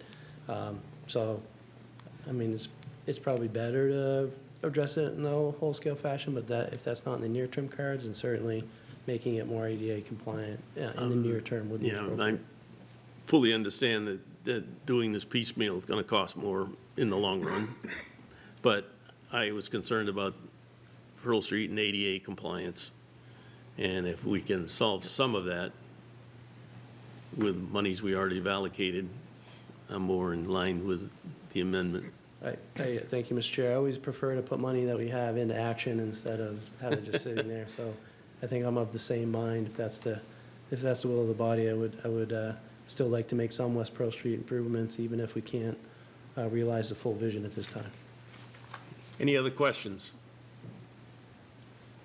Seeing none, the motion on the floor is to amend R25-144 by reducing the amount to the $600K for the Walnut Street only, oval only. Is that correct, Alderman Sullivan? Yes. Okay. Any other questions?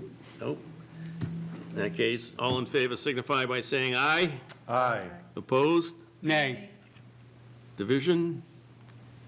All those in favor, raise your hands. Opposed? So it's 4-2, the amendment passes. All right. So now the motion on the floor is for final passage of R 25-144 as amended. Discussion? Seeing none, all in favor signify by saying aye. Aye. Opposed? Aye. Motion carries. All right. Alderman O'Brien. Yes, also before us is R 25-145, authorizing the mayor and city treasurer to issue bonds not to exceed the amount of $1 million for signal coordination and implementation. Mr. Chairman, I'd like to make the motion to recommend final passage. The motion on the floor is to recommend to the full board final passage of R 25-145. Who is here? Mr. Hudson?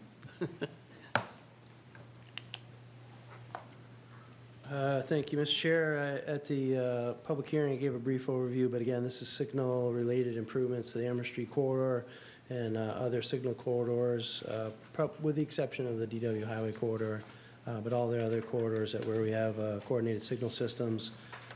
Again, this is in the state's 10-year program as a project, and this would be the city match for that project at 20% of the total project cost. The only reason I asked that question is are we going to have to put new streetlight controllers on every intersection on Amherst Street?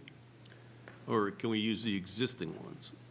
Largely, thank you, it's a good question. Largely, I think we can reuse the equipment, like some of the controllers, we can repurpose. Some of that signal system is quite old, so you may see new mast arms go up and things like that. And of course, you have to keep a signal running while you're rebuilding the signal system.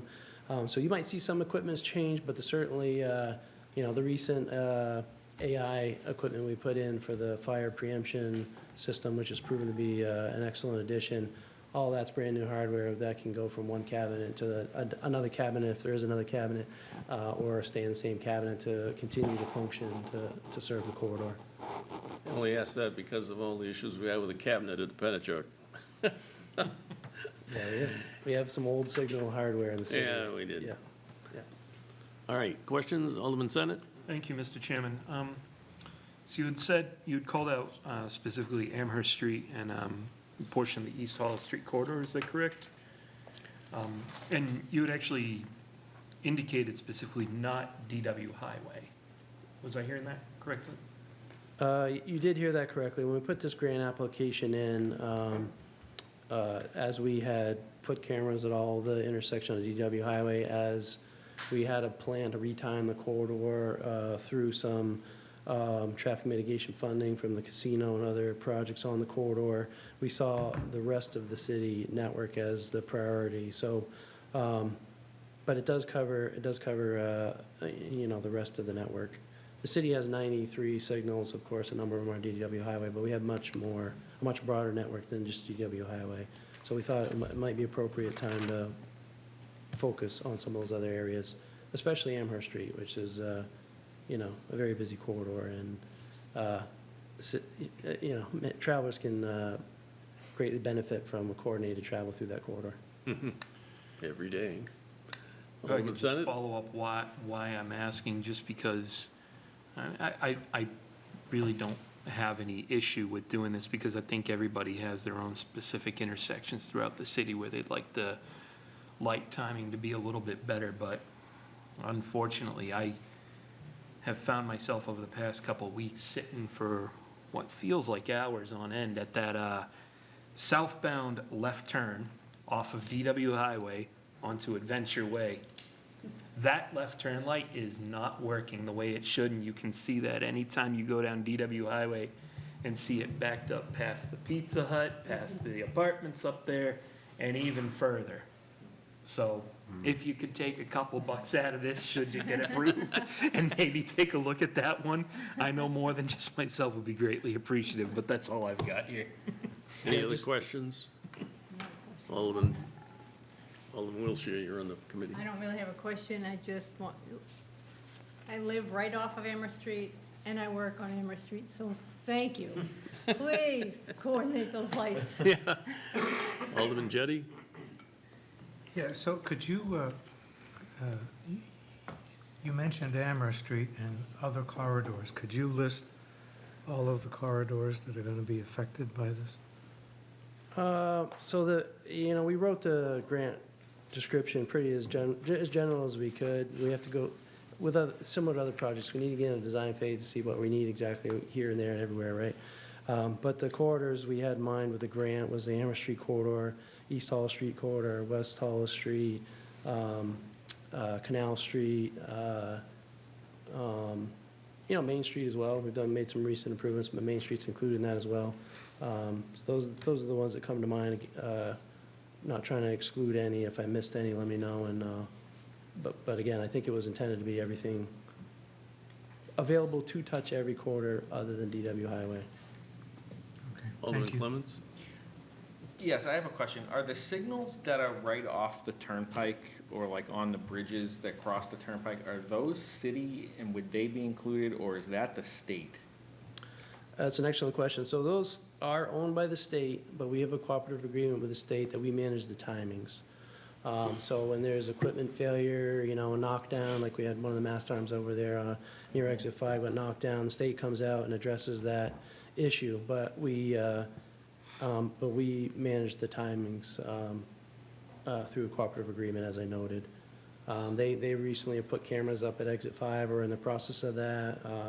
That was their purchase, their equipment install, but we benefit from that and being able to use that information that we gain from those to retime and optimize the system. Follow up? Yeah, so some of this money would go to some of those signals. Is that true? Yeah, I mean, again, the state's picking up 80% of the cost of this project, so we're not trying to be city-only signal. Right. I think it would address those as well as city-owned signals. Follow up? Yeah, no, similar to what Alderman Senate had said, the light over at Exit 5 is terrible, so. But beyond that, this is one I think, again, this is one one of these bonds that I absolutely can support, because again, it's an 80% match, we're putting up $1 million, and essentially at the end of the day, this is something that is gonna benefit every single person in Nashua if they drive a car. And even if they take the bus, right? So, I think this is a good one. Any other questions? Seeing none? All those in favor signify by saying aye. Aye. Opposed? Motion carries. Alderman O'Brien. Also before us this evening is R-25-147, authorizing the mayor and city treasurer to issue bonds not to exceed $1 million for a library building project design. Mr. Chairman, I'd like to make the motion to recommend final passage. Motion on the floor is to recommend to the full Board of Aldermen final passage of R-25-147. Yes, Ms. McCormick. Jen McCormick, Director at the library. Just reiterating what I said at the beginning, this money is meant to allow the trustees in the city to move forward with a design process when we complete our space and feasibility study that is currently being performed. I did want to respond in part to some of the comments that came up in the hearing. There was a question about the trustees committing trust funds and how much the studies have cost. The trust funds paid for 50% of the facility assessment that was done in 2022, and the current space needs assessment was shared between the city and the trust funds. The city paid $100,000, and the trustees pledged about $23,000 of trust funds for that study. Okay. All right. Alderman Sullivan? Thank you. The HVAC in the current library, the prehistoric HVAC system, I should say. Yes. Does this bond mean that we're not going to touch anything with that? Is that, because I know that was a capital improvement, but where does that go now? What happens with that? That's a really good question. So I am currently working with RFS Engineering and our architects to draft an updated condition study of the HVAC and come up with a solid price for a renovation project, which would include installing controls, replacing some faulty vents, which there's a better word and that I cannot come up with, and replacing the condensing units. I've had some preliminary conversations with Director Cummings about funding possibilities for that project. I expect that to still be in the $850,000 to $1 million range. We're hoping to find cash or other sources for that repair. Follow-up, Alderman Sullivan. Thank you.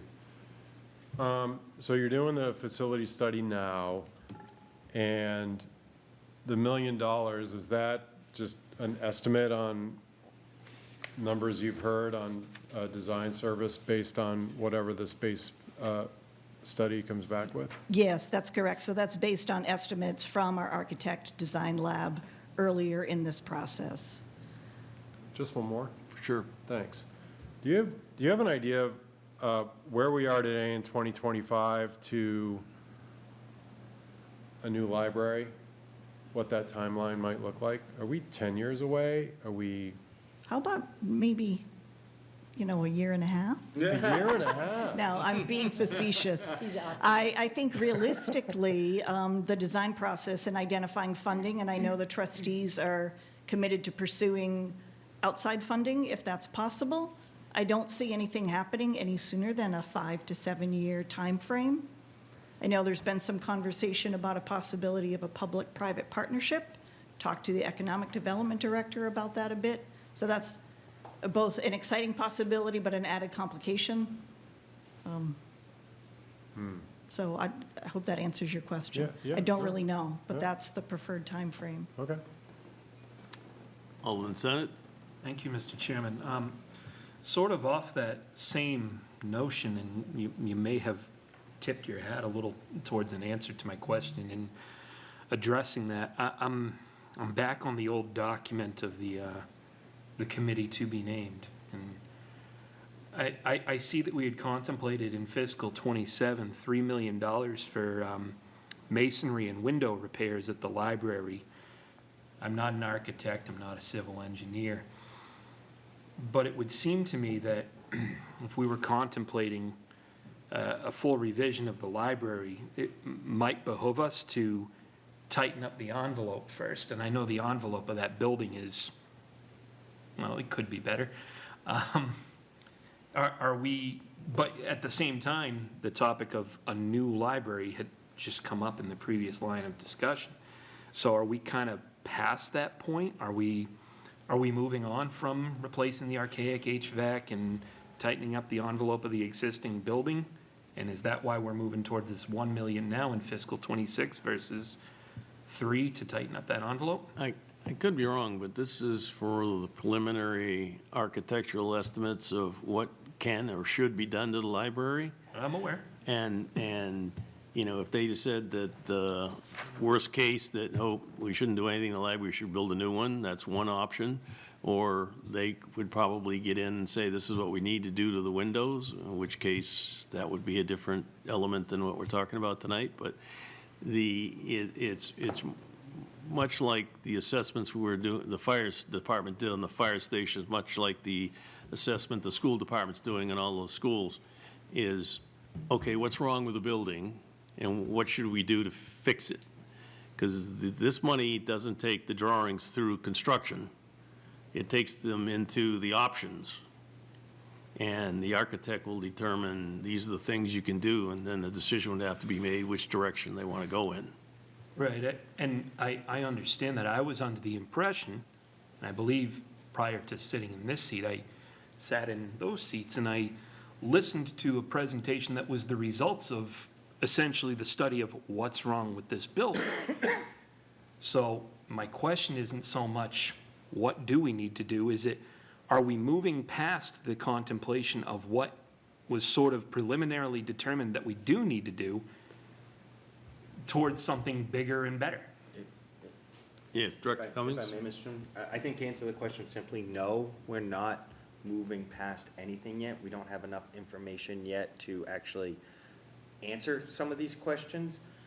I think there's a cognizant thought process that it may not behoove us to spend $3.5 million now if there's a reality of within a certain horizon, the next 5 to 10 years, a new building's in place. So let's not necessarily do that right now until we get a little bit further along, and we need some of this monies to be able to help us get some of those answers to be able to move this forward. Follow up? Yes, just off that, so I guess, again, another two-part question. A, would it be fair to consider the previous study that I had referenced earlier null and void? And second part being, is this $1 million bond towards design or feasibility study and design? Yes, somebody, If I may, Linda LaFlamme, Chair of the Board of Trustees. What you're seeing is a result of a lot of juggling of plans. And the reality is, as Director McCormick said, we may be 5 years out, we may be 7 years out, we may be 10 years out. It is very important that we know the results of that feasibility study that you're referring to. It's very important that we know that there is a $3.5 million problem with the brickwork, that during this rain this last weekend, we had water coming in during the volunteer fair that was going on. Water was coming in the stairwell because of this problem. The architect that did the feasibility study has is the same that is doing our space needs assessment. So we're saving money on that because this work has already been done, that looked at the envelope, that looked at all the problems. And that information will come into play when they talk about what should we do. You know, is the question everybody asks is the place going to fall down? Well, if the place is going to fall down, then it makes sense, let's just let it fall down and build something new. If we need repairs that can be done, they can save, maybe this corner of the building can be saved, and we can just add on over here. That's useful information. So we're so early in the process that we have kind of competing plans like this. And it's also important to realize that things like the HVAC, we're going to need HVAC while we wait to find the funds to do whatever grand plan we're going to do. We can't just let that sit and let our prehistoric controls die because, as Trustee Jakewith pointed out, we're a cooling center. So yeah, I understand your frustration because it sometimes feels at our meetings like we've got, as I said, all these balls in the air. But if we don't look at all the options and see how they fit together and see what can be saved, what we might need, what the city, the people in the city want, we can't really do the best we can. And that's, in the end, what we want to do, is have a nice, safe, functional library that serves the people's needs. follow up, Alderman Senate? Yes, thank you. There was a lot more clarity to that, at the bare minimum, at least, of what the reality of the situation is. I guess my final question, and it'll probably be due Director Cummings. 6 days, 5 days, change ago. We contemplated a bond for a design that had gone from 2 million to, I think we're at like 7 million now. How much further can we expect the cost of this to go? Just at the design phase? Because right now we're looking at $1 million. Director Cummings? Thank you. So that will be tough for me to answer until we get through the feasibility study and I actually kind of know what the space needs assessment is saying. But here's a good rule of thumb that you should use. About 10% of project costs, hard construction costs, is what your design costs should be in thereabouts. So whatever the project may be, if it's a $100 million project, 10-ish million would be design money. If you're talking about a $20 million project, you're looking at 2-ish million for design monies. So that's just a kind of like an industry standard that you can keep in the back of your mind. Yes, Alderman Senate? Do you anticipate,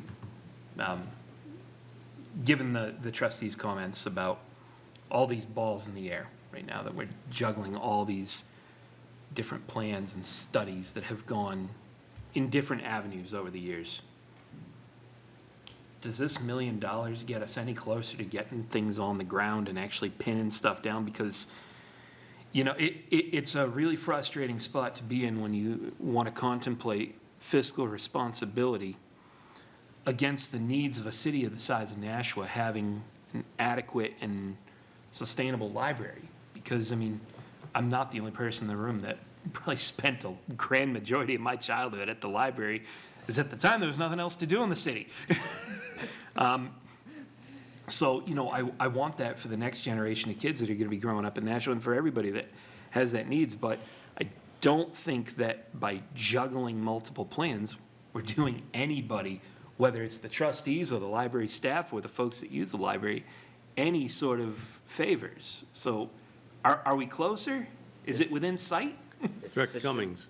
Absolutely. So what I can tell you is a year from now, and even less than that, I would suggest probably 6 months, maybe 9 months from now, you'll have some real concrete data with some numbers behind it that we could then tell you with some confidence as to what we really think the project will be and the numbers associated with that.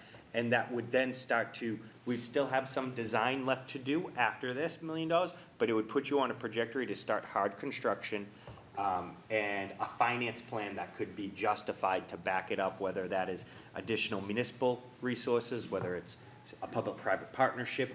All that will get flushed out over the next year because you'll be designing a project. You'll be designing a project in a phased approach that will allow both parties, the Libraries of Trustees and the Board of Aldermen, some visibility into how this project comes together. Thank you.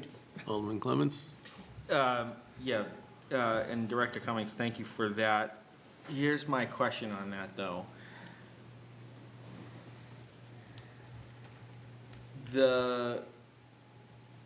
I understand, I completely understand if we're going the direction of we're gonna renovate the existing building, right? That's easy to understand. Where I get caught up is, okay, so we come up with a design for something new. Is there a site that is contemplated for that that's going to be within this, and where is that? Director Cummings? Yep, thank you, Mr. Chairman. Actually, this came up a little bit at our infrastructure committee meeting when we did a briefing. I would anticipate we would be looking at some area in and around where the library currently is now, but not necessarily the exact library footprint. Only, I say that because that is good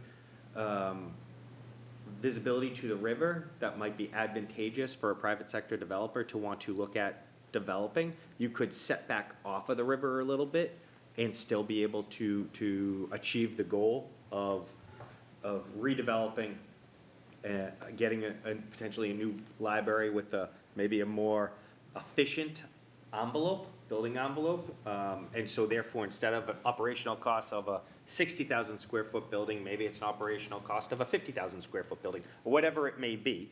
But you would be able to achieve some efficiencies there and be able to accommodate parking and hopefully, if it was a public-private partnership, some, residential development or whatever the case may be.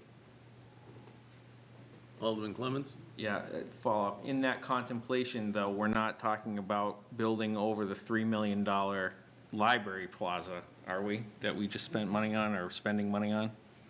Mr. Chairman, if I may? Director Cummings? Yeah, fair point. No, I think we all have a recognition that we would need to take that constraint and work around that. I will work with Director Sullivan, who's really leading that project, to understand the project limits of that, because that is something that obviously we're very cognizant of. Follow-up? Yeah, so this is a tough, this is gonna be a tough one for me when it comes to the board.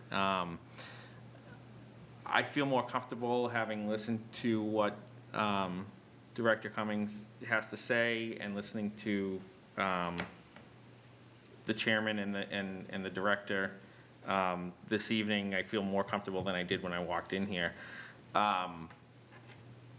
I guess my hesitation, though, with the entire thing, and I guess we won't know until we spend the money, right? But is what is the final commitment to this going to be? And I understand that, I guess it just seems to me that $1 million is a lot of money to spend to decide what we want to do, and that's where I'm getting hung up on. I can tell you from experience, architects are very expensive. And there's a whole bunch of questions out there, and without this effort to get answers to the questions, we won't be any closer anytime soon without getting the answers we're looking for. And this is a prelude to making decisions downstream as to what the best results are. But you need to have somebody do this professional analysis to come up with a plan or alternatives. Well, can I follow up? Yeah, just one other question, because part of this is it sounded like part of this plan was to engage the public, and so we're going to spend money on a consultant to engage the public. Is that part of this, and how much is that? If I may? Ms. Laflamme? Yes. What's happening right now, in fact, we have a meeting Friday? Yes, okay. What's happening right now as part of this space needs and feasibility study is they're coming up with some preliminary designs, which some are simple renovations, some are more invasive, if you will, renovations, which we take down part of the building and build part new, and also what if we were to do some new buildings. So once the committee and the trustees have seen some of these ideas, the architect is going to refine those, and then later in the summer, we're going to be holding public sessions to get public input to say, these are what we're looking at, which ones do you, the public, like, which ones do you think would be most helpful? So part of what you're wondering, when is it going to happen, is happening as part of this study that we're doing right now. And then the monies that we're looking at bonding tonight, or recommending bonding tonight, will take us the next step. So once the public has had a chance to weigh in, we can refine, these are the, let's say, top 2 ideas we like. Just maybe we'll take more than that, but just for simplicity. These are the top 2 ideas we'll like.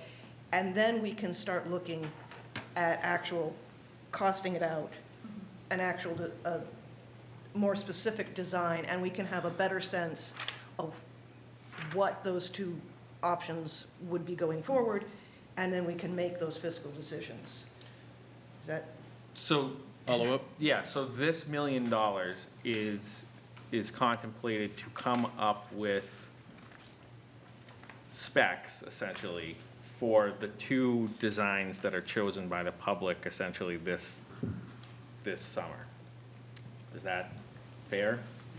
Yes. If I may, Jen McCormick, Library Director. What we are hoping for is at the conclusion of the space needs feasibility study, which is happening now. And I just want to add to what Linda said. Community engagement has already happened. So we had focus groups. So our goal at the end of that study is to have a couple of options before the city. And certainly the aldermen, the public, the trustees will all be part of. Then we'll have these two options, carry that design forward. But to Director Cummings' point, if we're pursuing a public-private partnership, that's not on the table, so that's not one of the options that we're looking at now. So maybe some of this design money would be spent to flesh out that concept.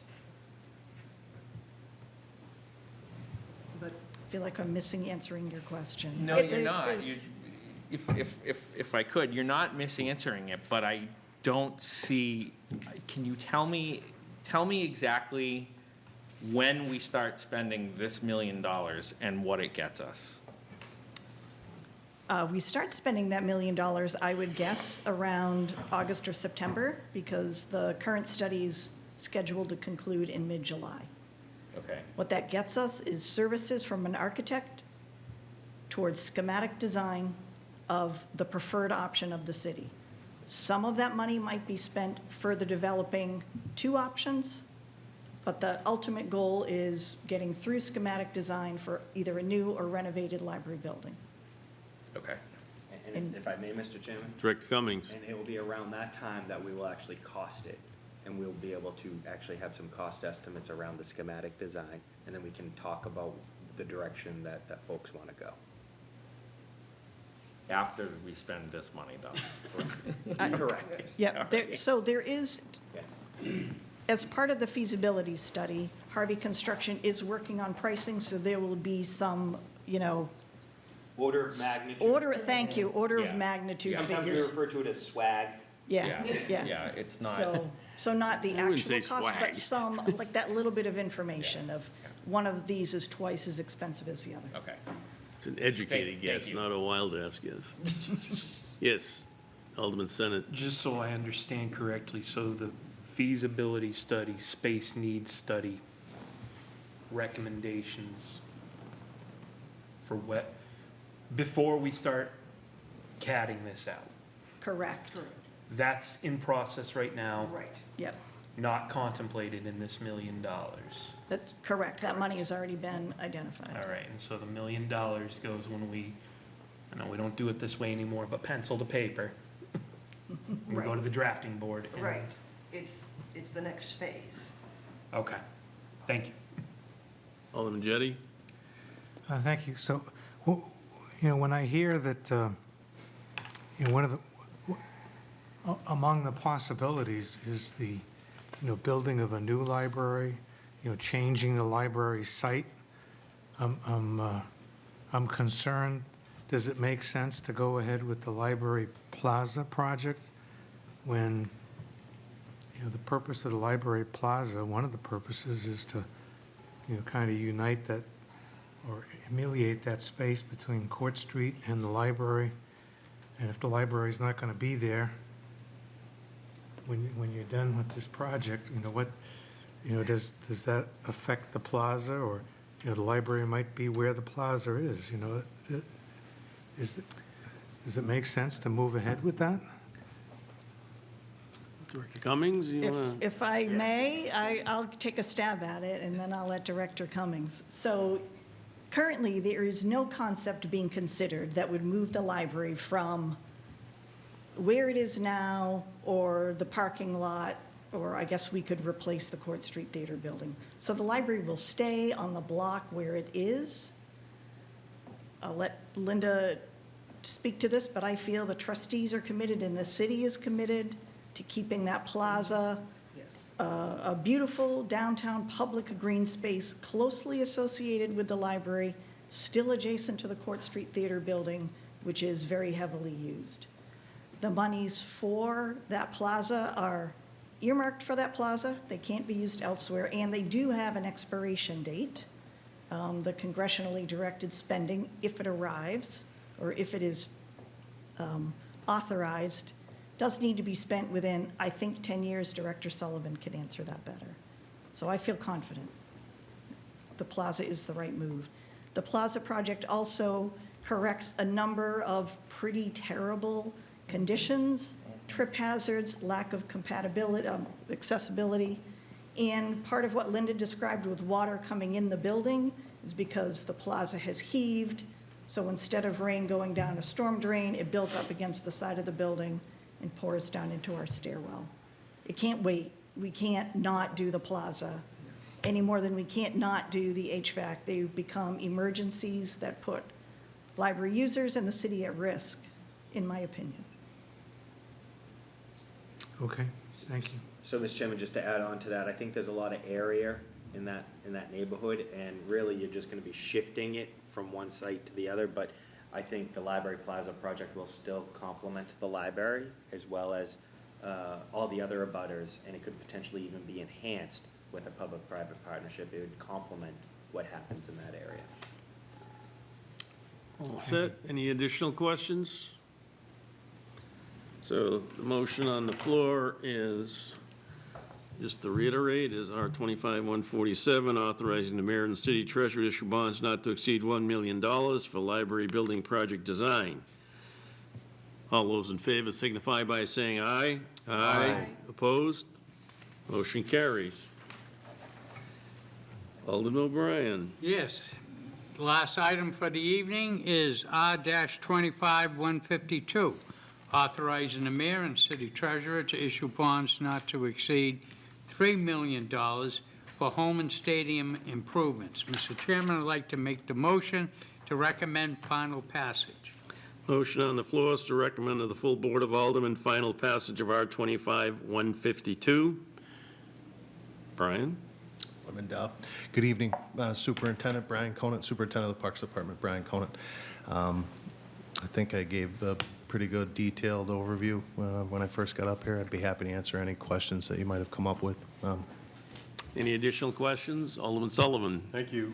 Let's see, I think it was at an infrastructure meeting last week where we were treated to the Nashua Fire and Rescue kind of master plan on everything. I had asked the consultants, could you please give a letter grade to our facilities so we can figure it out? So I would ask the same to you. If you were to grade Holman Stadium as a facility, A+ being the best, and F would be a fail. Ooh, put me in a tough position. Well, that's historic that stadium. $3 million, it's a lot of money. So I'm going to ask you, what grade would you give Holman Stadium right now? C-.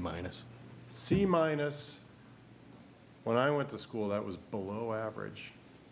I would say the facility conditions at the stadium are below average and need to be addressed before they become unaddressable. Okay.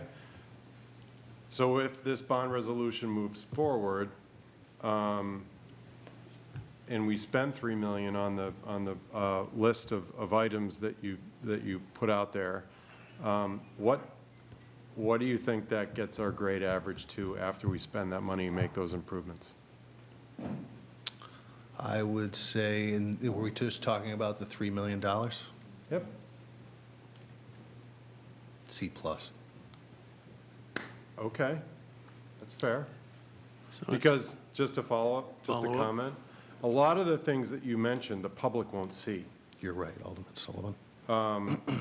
So that, that was kind of, my, not that, look, I get it. But I appreciate you being open and honest about that. So I think, that's pretty good. In all fairness to Brian, I think if you were to just isolate the field, it would probably be an A at least. It's one of the best ball fields. I agree. In the state. As far as the stadium itself, the seats and stuff, it was built a hell of a long time ago and not to the standards we build things to today, so there's repair there. The light poles have probably been necessary for replacement for a decade at least. If you see them, they're all rusted, and the only way we've improved any of them is because we've sold rights to the cell towers, and they put up a new pole with, I think we have the lights on it, don't we? Some of them? So, and we got one pole that's falling over. That's dangerous, in my opinion. If that thing goes over and somebody's there, we're in bad news. But we don't call it historic Holman Stadium for a reason. For somebody that's been around a long time, since, actually, almost since it was built, I would think it is a historic site in the city of Nashua, and I think we need to take care of it. And it's probably long overdue for the types of things that we're looking at for fixing. And I think Brian's right. This may not be the end of it, but this is the stuff that needs to be fixed ASAP, or we lose it. And if you think we had issues with Stella Stadium not being open, if we don't have Holman Stadium open, it'll be 10 times worse. So I think this is critical, and I've been mentioning to Brian for quite a while. That pole that's falling over, to me, that ought to be taken down immediately. Do you have a follow-up, or? No, I'm good. Alderman Clements? Thank you. So this $3 million, my question is, structurally, the stadium structurally, it's not going to fall, if we spend this $3 million, it's not going to fall down, right? I mean, we're good structurally with it. We are. I mean, the seating bowl needs to be addressed to fix the moisture issues that get down underneath there. We had the fire inspection like we do every year. Last year, the fire marshal was concerned about the state of the grandstand underneath Alderman Clemens. We ended up hiring a structural engineer from Wright Pierce Engineering, came in and said, in layman's terms, it's not going to fall down, but you need to address this before it becomes unrepairable, and then we'll have a situation where it will become unsafe. Right, okay. Follow-up? Yeah, no, I'm going to say, this is something that I came in tonight knowing full well I was going to support 100%. I go to the Silver Knights all the time, and I enjoy Holman Stadium. I think it's the best ballpark in the state, as you said, and it's a great facility for our community, this is money well spent. So when this comes to the full board, I will support it 100%. Any other questions? Alderman Jettie? Oh, sorry. Yeah, so I don't question the need for these improvements. My question is, have we fully explored the possibility of getting funding from, we talk about the light poles, can we sell more cell towers? Can we, get sponsors, banks or beer companies, or, other stadiums have, the ability to generate revenue from corporate sponsors and stuff. Is that a fantasy, or is that a possibility? Is it something we've looked at? In my time here, it hasn't been something I've looked at. I know in looking at the S drive, we can look back in records and see what other previous superintendents have done prior to us, which is very helpful.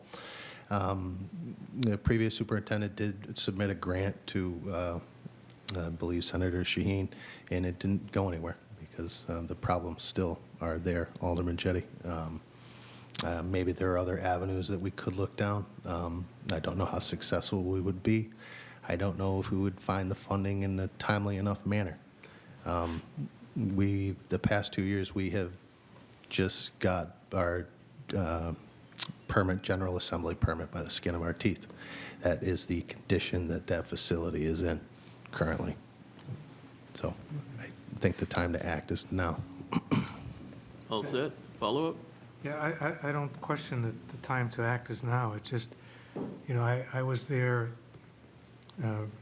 recently, and I noticed, that it seems like a lot of the advertising is missing. The advertising that used, in the outfield, the fence on the outfield, there seems to be less. I don't know if was there a couple of weeks ago. I don't know if anything's happened since then, but, is there anybody trying to sell that advertising to? I believe that advertising, no, I don't believe that advertising that is on the outfield wall is sold through the Silver Knights, so. Goes to the team. Oh.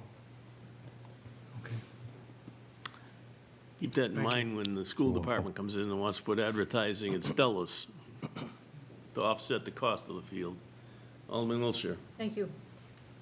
I think you were very generous giving the facility a C-. That Thank was you, generous. Alderman Wilshire.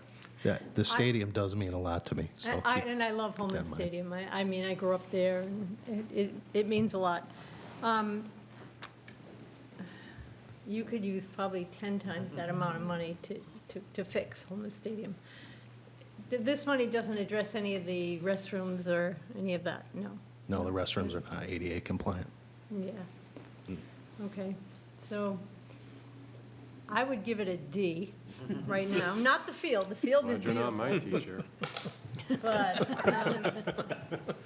I think the rest of the facility is in dire need of some love. And so I'm going to support this, and if we had more to give, I'd give it. Thank you. Thank you. Alderman Senate. Thank you. Just an inquisition point, because I spent some time at Holman when I was younger. To the best of your knowledge, what's the last major renovation that place has had? I believe it's 2003. That's when they added Do you know what was done there? I mean, I wasn't here, but, and I like to talk about Holman Stadium quite a bit, so I inquire about it with everybody. And what I have been told is that the skybox was added. The field was flopped over to some degree. An irrigation system was put in, some drainage, but that's a little bit of work to the seating bowl. I think some new seats were put in, and I think that's about it, Alderman Senate. All right, thank you. You're welcome. All right. Alderman Clee.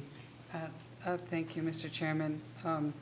We sat here not that long ago, all kind of berating ourselves and so on about Stella Stadium, saying we'd been told over and over and over again, we shoulda, we shoulda, we shoulda. We went back and forth, was it the school department or was it us? This is on us. So if for some reason something suddenly happens and we have to close Holman Stadium and we can't have the baseball team that we have there, or we can't have 4th of July, or we can't have any of the things that we have there, that would be on us. In the grand scheme of things, I don't think the $3 million is a whole lot of money. And I agree with President Wilshire. I think you were very generous. I do think it is a D, and I hate to say that. It's in my ward. It's a beautiful, beautiful place. I did not like the facade change to it when they did it in 2003. It kind of broke my heart. I liked the old facade and frontage of it. I do understand they wanted those skyboxes and everything, but I liked the way it was originally. I didn't like the changes, but I understand they needed to be done. I know there was money involved and so on, revenue. But in any case, we sat here over Stello's. Let's not sit here over Holman. So I hope you all will support this, and I know I'm going to support it when it gets to the board. And I agree with the president. I think if we had more, you would get more. Thank you. Other questions? Alderman Clemmons? Just a brief comment. I think, to Alderman Jetty's point about raising revenue, I think the team gets a lot of the advertisement, and then for the lights, there's a trust fund that, or not the lights, the cell phone tower, there's a trust Spendable- fund that money. Spendable trust fund? Yeah, that money goes into. I mean, I don't know if the opportunity is there in this to make it another cell phone tower or whatever, but that would be nice. But, you know, I think at the end of the day, this has to get done, and it has to get done in the order of safety. So I think that's the priority right now. But, again, I'm gonna support this, and if there's ideas that come up after the fact, I think they're good to explore, right? Because again, those things, more money coming into the stadium would be always good. We always go back to having concerts. Oh, yes. No. Yeah. No, let's try, well, just forget I said that. No. Oh, But- I vote for that. I second that They motion. used to have them there. Just a couple points. One, that stadium was built as a WPA project. Yes. Just like City Hall. So it is historic in that vein as well. And when they renovated the field, right after, I forget what year that was, but the guy that came in and redid the field was the guy that did all the fields for the National Football League. I can't remember his George name. Toma. Yeah. Was that 97? And that guy could talk to grass and left our people that work for Brian with the knowledge to be able to keep that stadium in great condition. So, you know, if we don't do the repairs and we can't use the field, that would be horrendous. So it probably needs a lot more money, but I think the light poles are way, way overdue. And fixing that drainage, that is water issue under this is critical to saving the seating itself. So to me, I don't think we have much of a choice. I think we've got to do this. And I think the majority of people in the city want us to do this. Alderman Wiltshire. I just want to let Superintendent know that my remarks were in no way to disparage any of the work that you or your staff do. It's just a shortage of resources. Just wanted to be clear with I understand that, Alderman Wilshire. Any other questions? Seeing none, all in favor signify by saying aye. Aye. Opposed? Motion carries. Thank you. All right. New business ordinances. There are none. Table in committee. There is none. General discussion.